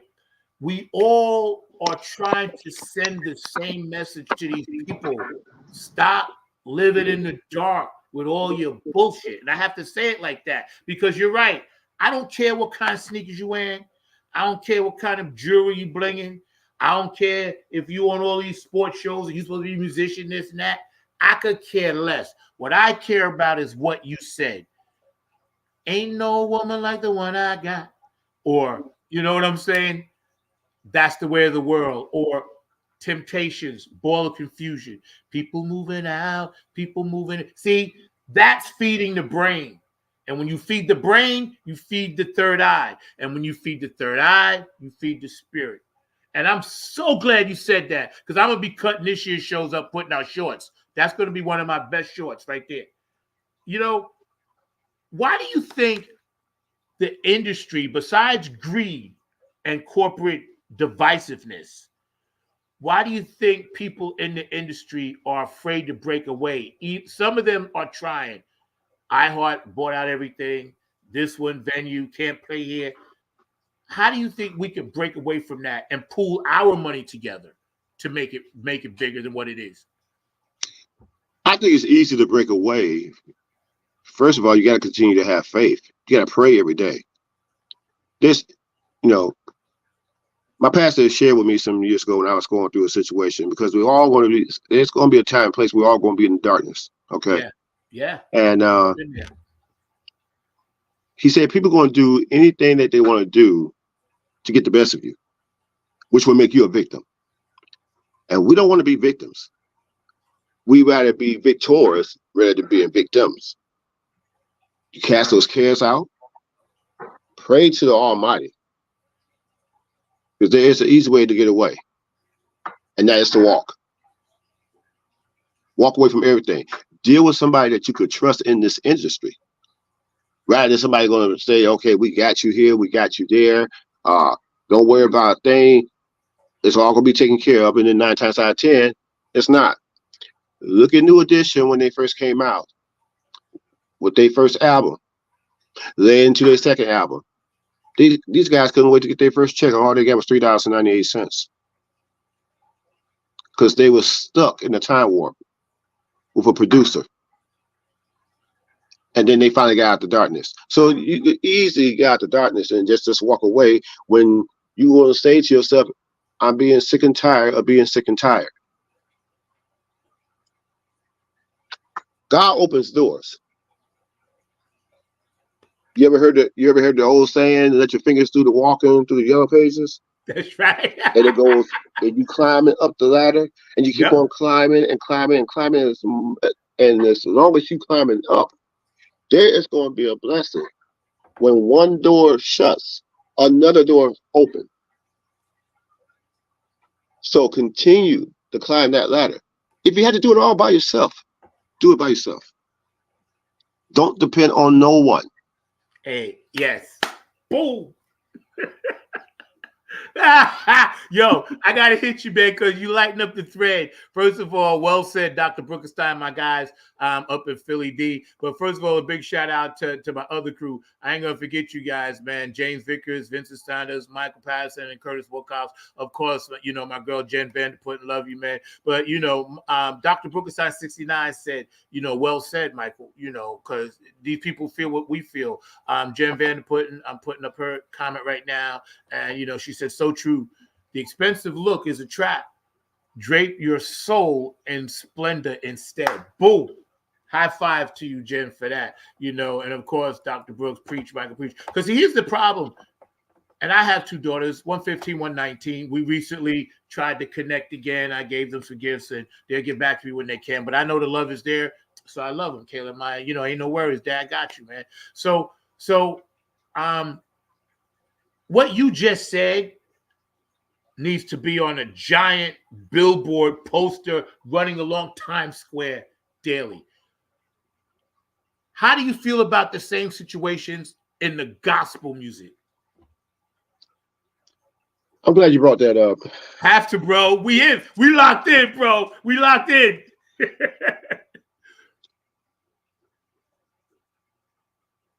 You have the old traditional gospel. You have the secular gospel, and you got the gospel music of today. I'm not trying to be sarcastic about this. Nah, this is real, when you bro. when you go back to the early years of gospel, and you're talking about Mahalia Jackson, you're talking about Reverend James Cleveland, you're talking about Andre Crouch. God rest their souls. You're also talking about the 5 blind boys of Alabama. Oh, yeah. The Fairfield 4, the Soul Stirrers. Harmonizer 4. Oh my gosh, the list goes on and on and on. When you talk about the Soul Stirrers, you talk about former the people that was in the gospel field before they went to secular. I mean, you talking about no other than Sam Cooke and Bobby Womack and Lou Rawls. They was all a part of that gospel quartet, and they just went on and broke barriers. Okay, and you know, these are some of my favorite entertainers. So you know, you look at people in the gospel field, and then there's more to be said. I mean, you got Reverend Rance Allen, God rest his soul. You got the Winans, you got the Clark sisters. It's just so many. Daryl Coley, God rest his soul, probably one of the greatest male gospel singers around.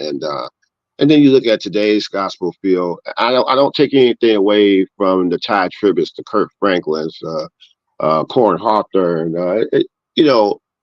As long as they spreading the message, that's one thing. As long as you spread the message, that's one thing. Don't have a big ego about this. Okay. Gospel music, I love it. As long as the younger generation is spreading the message and they're not talking about anybody and it's all about God, I'm with it. You can't tell the Winans, Clark sisters, J Moss, you can't tell them brothers and sisters nothing. They know it. You can't tell Tamala Man anything, and Jacqueline Carr, who I love, this young sister. She's an evangelist as well as a singer. And David Mann and Israel Holton. I love them all. Keep the tradition alive. I think make it holy. Continue to preach the word. Preach the word that's going to make sense. Yeah. I think that the some of the stuff that's a sellout, we all know what that is. A lot of the music, is not really in the pocket. As a drummer and a bass player myself, I look for that. Now it's okay, right? But sometimes, if you really want to make the P-Funk, that's why I'm into that funk, hit that pocket. And I think that's what I personally miss in a lot of the stuff. I work with Jeff Roberson in New York, amazing gospel artist, and, he's got some great stuff out. But that's just me personally. There's one thing that after everything we talk about the history of R&B, the history of pop music as well, and I really haven't said anything about the P-Funk. Now, I'm glad that we had an opportunity to meet, first of all, by phone. And now, I could talk about the P-Funk. I know you know. Oh, my gosh, man. That's another show. I'm going to share something with you. I had bad grades as I just barely got promoted to the 7th grade. And my mom would not let me. I had one bad card marking. I broke down, cried. She was not going to let me see Parliament Funkadelic featuring the Brides of Funkenstein in 1970. Ooh. In 1977, 78, one of them years. It was one of them years. I know that for sure. It was 78. No, 78. 78. It was at the Masonic Temple in Detroit. And the Brides of Funkenstein opened up. Okay. My mama almost may not let me went to that concert because I had bad grades. I told my mom, I broke down, cried, said, I will make it up. Please let me do it. I'll make it up. Well, let me think about it. I'll make it up. And I went with my play cousins. And she let me go. My play uncle told her, look, let him go. I will give him his tail if you don't get his grades together. And since then, I made up for it. I went to see Parliament Funkadelic. The mother shit came from up on the ceiling.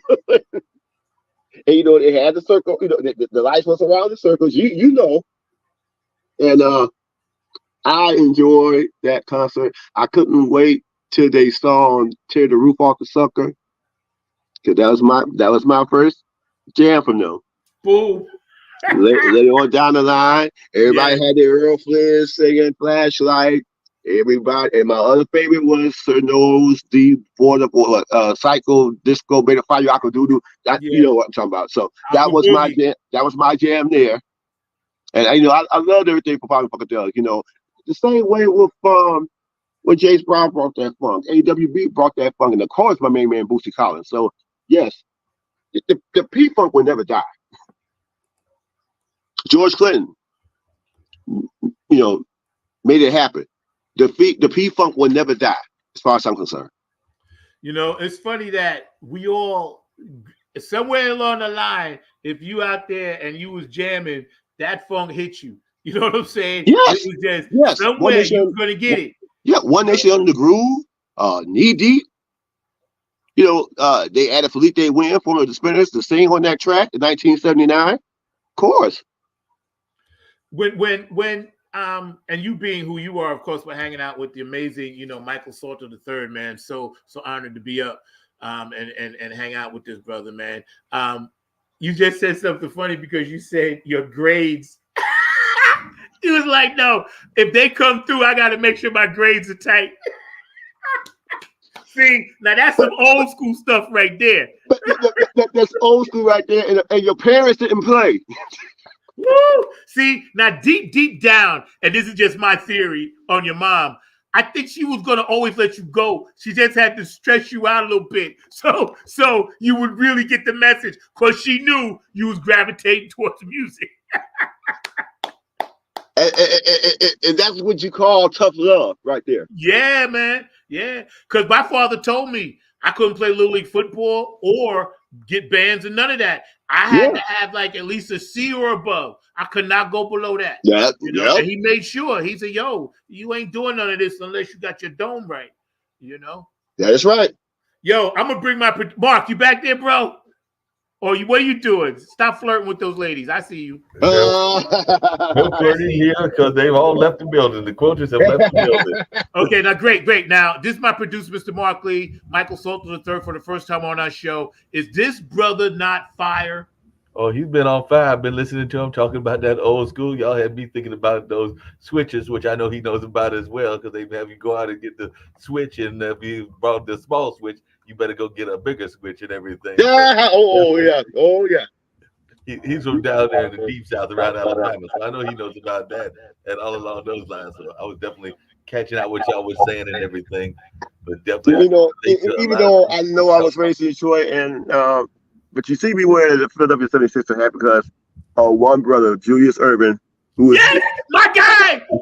Yo, dude, he's my favorite. Yeah. Let me tell you something. Before Jordan, before Dominique, before all these young guys, couldn't nobody touch Julius Urban. I don't care if Julius Urban had one championship ring compared to what Jordan had 6, compared to what Magic had 5, or Kareem had 6, or Isaiah had 2. Yes, Jordan had 6. Julius Urban won a championship before he came to the NBA. So, and it shows you how much accomplishment. He was my favorite basketball player of all time. Why? Because he wore my favorite shoe, Converse. Yeah. See, here's what, and really quick, Mark, I'm going to let you get in, but I got to share this. First of all, Michael, you my main guy now because I'm a Julius Dr. J guy. I'm from Long Island. He was from Roosevelt. I saw him play in the blacktop, right? Oh, yes. Yo, I'm telling you. And see, he used to play at the Nassau Coliseum. So we used to go see him for $7. The ABA at the time, the NBA merged. They wanted the three-point line. They wanted Dr. J. They wanted David Thompson. They wanted George Gervin. They wanted Moses Malone to come to the NBA. That's why they did the merger in the first place. And then they want the Indiana Pacers to have an NBA team in the middle of the country. Dr. J should be on the Mount Rushmore. He don't get enough credit. He's up there to me on that fabulous 5 or 4. That's all I'm going to say. No, you exactly said that right. And I will agree totally 100% with you. We got this. You know what? Me and you gonna do like Stevie did for Martin Luther King. We gonna storm the Capitol, DC, and make sure Dr. J gets his rightful place. Yo, Mark, quick question, man. What do you think of this brother in relation to the stuff we were talking about earlier? You can ask him whatever questions you down with, bro. A couple of things. One, I was definitely enjoying y'all's conversation, enjoying what y'all were talking about. And by the way, as you know, I am a fan of Dr. J, and also I'm a Marquette fan, and of course one of our great players named himself after Dr. J, that being Doc Rivers. So Doc Rivers actually is part of the reason he came up with that name, was because he was somewhat trying to emulate Dr. J. But the question I had for you, Mr. Salter, is I was watching those moves, and y'all had those moves down pat and everything, and I'm down here in Durham, which is a choreographer's heaven, because we got a lot of choreographic people here and everything, so a lot of choreographers and everything. But how long did it take you to learn those steps? Because we know those steps take a while and everything, and if you maybe give a shout out to the dance choreographers that were helping you in that space, because we know that it was part of the tradition of that whole Motown sound. But when I was watching y'all had those moves down pat, but I was wondering who helped you get those moves and how long it took you to get those dance steps down. Well, since I've been, I collaborated with these guys early, and things just didn't go in a direct perspective. But when I came back for the past 2 years, all the guys helped me out as far as the routine. By me being a dancer and choreographer, they all taught me very, very well. And then I just carried, they didn't realize that I pick up real quick. And so one of the guys asked me, like, I saw you pick up, you carry these routines real quick. What happened back then? I said, well, back then was a lot of, you know, misunderstandings. There was some things wasn't really perspective for what y'all was coming on. But now that everything is in better perspective, you know, not to say I'm a quick learner about me being a choreographer, so I carry on real quick. Wow. Well, like I said, you did a real good job there. Y'all kind of alluded to it, but I'd love to hear your thoughts around this and everything. What is your thoughts around the state? Because I come from a background of radio, mostly the small radio stations and not the commercial radio stations. But I'm just wondering, as one that knows how important radio was to the development of Motown, what is your thoughts around modern radio and even the modern performance venues and all along those lines? What are your thoughts around that? You know, when I listen to radio, I grew up listening to a lot of great disc jockeys.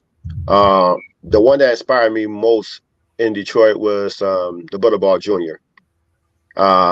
It was something about his energy that he carried through radio, because this man will, you know, be on morning radio, and next thing you know, he'll meet and greet everybody. He'll make you laugh. He'll make you cry.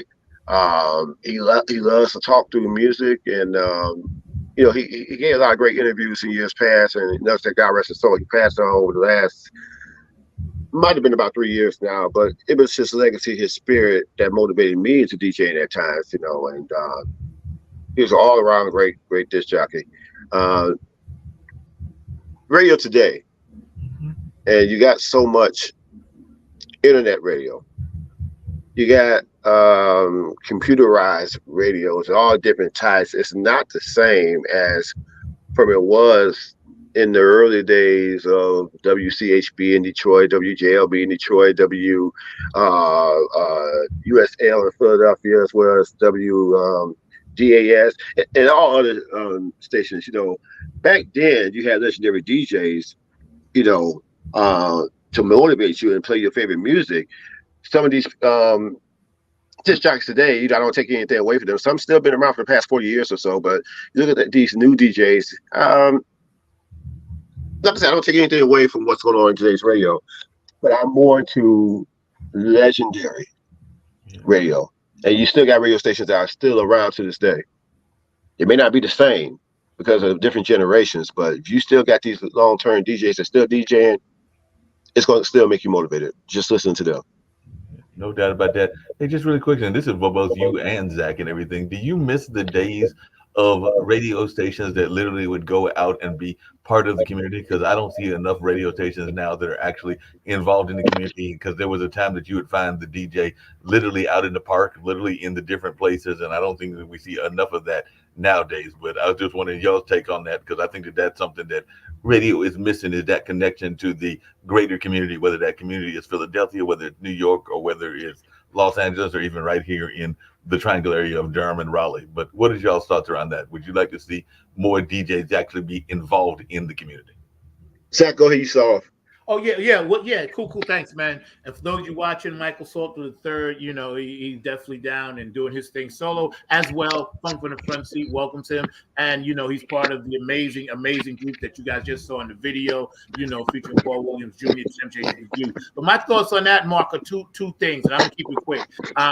Number one, I think DJs and stuff like that, the internet has kind of taken the fact that you could take music with you wherever you go now has kind of taken some of that away. And the other part is that people don't want to talk to people no more. So everybody puts on buzz, this and that, and the third, right? So I think we're hearing the same thing. We're just not hearing it collectively. Right. And like you said, to your point, them being back at the community would probably solve some of that. Mm-hmm. Yep. What's your thoughts on that, Mr. Salter? Well, everything that Zach said, he basically took the words out of my mouth, because of the fact that what he said was absolutely true.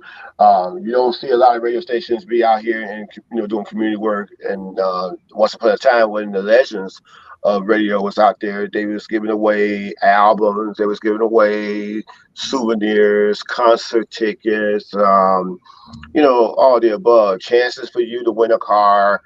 this generation of people right now, well, they out here now, they'll give you something free, but it's not like how radio used to be. You know, as I mentioned, in every other radio stations, like in Chicago and Philadelphia, New York and Boston, Los Angeles, Miami, here in Detroit, Minnesota. You know, that's why I say classic golden radio will never die. It will still stand to this day. The legendary disc jockeys who are still here, it's going to make a difference to try to encourage people to get out there in the streets and help the community. Yo, man, Mark, let me tell you something. I know your family came from that background, but thank God they did, man. And we ain't going to hold this brother too much longer, man. But, check this out. I want to continue to have you on the show because you bring so much wisdom. So, I'm going to make sure that, we here now with some things, man. And because my audience needs to hear this. I need to hear it, and I document everything, cut up shorts, put it back out, and everything else, man. So I'm going to do my very, very best, man, to open Funk from the Front Seat, to you as a platform when you got new music, when you want to come on, when you want to chat or whatever, man, because you're definitely what this is about. I want to say that right off the top. But Mark, thank you so much for your hard work, man. Let's give this brother the full screen, man, and then we're going to get out of here, so we can cut time and we can get on about our day. Again, it's been an amazing show. January is going to be full of them. This whole year is going to be dope. Y'all check it out. Michael Salter III, yo. And keep in mind, we also, February the 17th, we'll be in Beaton Park, California, with Prison Doctor, MLB Hall of Famer Darryl Strawberry, and also David Ruffin Jr. is going to be a part of that going on on Saturday, February the 17th at a CW Auditorium. That's where the place is at. It's in celebration of Black History Month in the NAACP. So that's okay. Let me put that on the thread. Where is it again? I'm gonna put it on the thread so everybody can see it. Okay. Better yet, I want or link or something. I want to send you the flyer. Send me that. And then I'll make sure it goes on my page. Perfect. Then I also will send you the flyer of what's going to be taking place St. Patrick's Day weekend, Saturday, March the 16th, out in Dallas, Texas, at the Black Academy of Arts and Letters. We'll be on that program along with Jenda Harris, Fat Daddy, the PC Band, Dion Harris, and of course Lamar Deuce Lubin, who was formerly the group DRS when they had their 1993 single Gangsta Lean. This is for my homies. Diamonds in the back, sunroof top. Yeah. No, not that one. That's William Devon. Not that? Not that one. That's William Devon when he did it in 1974, 50 years ago. Okay. Which DRS was a group that came out 30 years ago, and they had a song called Gangsta Lean, which I thought the song was called "This Is For My Homies." I got to hear it then. I got to go back. You may remember that. Heard of it. I don't remember that. Yeah. Once you hear it, better yet, I post it to you. Man, I gotta hear that because the only one I ever heard Gangsta Lean was that other song. Yeah, I want to hear that, man, because I get ideas from stuff like that. Yeah, that's William Devon. Be thankful for what you got. Yeah, man. Yo, too, man. My new stuff coming out. I gotta get you on some music too, bro. This is gonna be fun. You definitely gonna be singing vocals on some of my shit. And one final thought. Well, thank you, Zach, for having the pleasure for having me here. And then a shout out to me, Brian, the wonderful, wonderful disc jockey, singer, house music extraordinaire. The song that she got, "Love It I Want," is coming out and it's going like crazy. And if you have not seen the video, she featured me in the video dancing. Yo, so your final thoughts, man, to our audience. I always give my guests the full screen. Anything you want to say, man, words of encouragement or anything, man, I'm going to give you a minute or two, then we get ready to get out of here, all right? Okay. So once again, my shout out to Mion Bryant. Thank you, Mion, for introducing me to Zach and the whole P-Funk family, and shout out to Raleigh, North Carolina, Durham, North Carolina, all parts of North Carolina for having the opportunity. I promise that you will definitely see Paul, WT, Sturge, and Terry, as we will all do a group interview as well. They may have special guests on the side. Our schedules are very, very busy, but like I said, thank you, Zach. Thank you, Mion. Thank you, my man who was just on here. We still need to support the P-Funk Foundation. That's going to never die. Old school is going to never die. And I'm going to put you like this in prayer. Thank you, Lord. for all that you've done for us. How excellent is your name. We give you glory, honor, and praise now and forevermore. Watch over Zach. Watch over the brother who was just on here as well. Watch over Mian. Watch over this talented group. Just watch over everybody, Lord, as we continue to go through the highways and the byways, or where we going through our destinations and arrivals. Watch over our president. Watch over everyone that's in this entire world that may be going through a little trial and tribulations. But remember, we count it all joy. All the power belongs to you. We give you the glory and honor and praise now and forevermore in Jesus' name. Amen. Yo, amen. Yo, well said, bro. I'm loving that, bro. We're going to end with this again in honor of all the people, all of the cultures, all of the different nations that came together to understand about Dr. Martin Luther King. And a lot of times it glosses over the millennials. They don't know the significance and importance of this date for people that were actually there. So for you guys out there, we're going to end the show in honor of that. Thank you again. I'll have you on once again, bro. And it's been an honor and a pleasure. I'll be calling you later on today or sending you a little message or whatever, man. And shout out to your group. Much love to your mom and dad and your family, man. So everybody out there on the thread, you guys were super duper amazingly hot today. I love you all. We'll be in touch, and y'all take care. Peace. I have Peace. the pleasure to present to you Dr. Martin Luther King, Jr.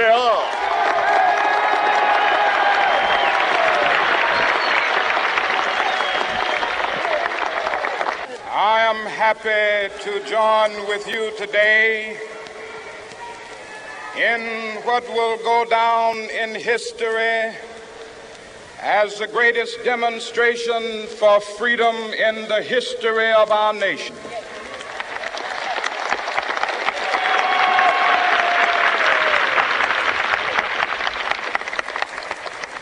Five score years ago, a great American in whose symbolic shadow we stand today signed the Emancipation Proclamation. This momentous decree came as a great beacon light of hope to millions of Negro slaves who had been seared in the flames of withering injustice. It came as a joyous daybreak to end the long night of their captivity. But 100 years later, the Negro still is not free. 100 years later, the life of the Negro is still sadly crippled by the manacles of segregation and the chains of discrimination. 100 years later, the Negro lives on a lonely island of poverty. I have a dream that one day this nation will rise up and live out the true meaning of its creed. We hold these truths to be self-evident, that all men are created equal.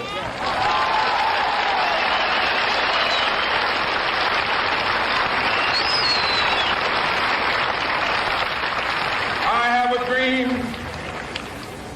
that one day on the red hills of Georgia, sons of former slaves and the sons of former slave owners will be able to sit down together at the table of brotherhood.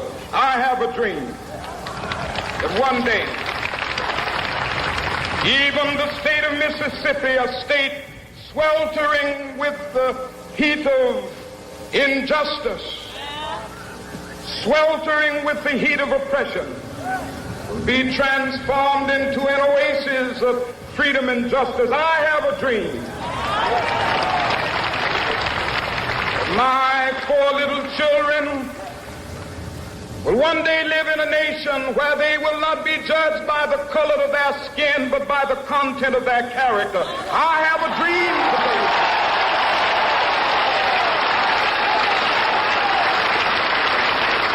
I have a dream that one day, down in Alabama with its vicious racists, with its governor having his lips dripping with the words of interposition and nullification.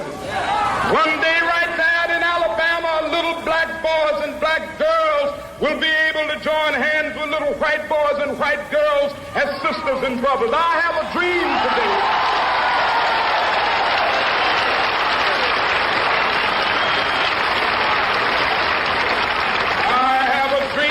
One day every valley shall be exalted, and every hill and mountain shall be made low. The rough places will be made plain, and the crooked places will be made straight. And the glory of the Lord shall be revealed, and all flesh shall see it together. This is our hope. This is the faith that I go back to the South with. With this faith, we will be able to hew out of the mountain of despair a stone of hope. With this faith, we will be able to transform the jangling discords of our nation into a beautiful symphony of brotherhood. With this faith, we will be able to work together, to pray together, to struggle together, to go to jail together, to stand up for freedom together, knowing that we will be free one day.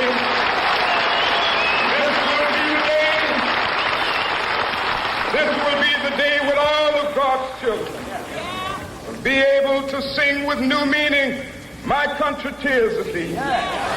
Sweet land of liberty, of thee I sing. Land where my fathers died, land of the pilgrim's pride.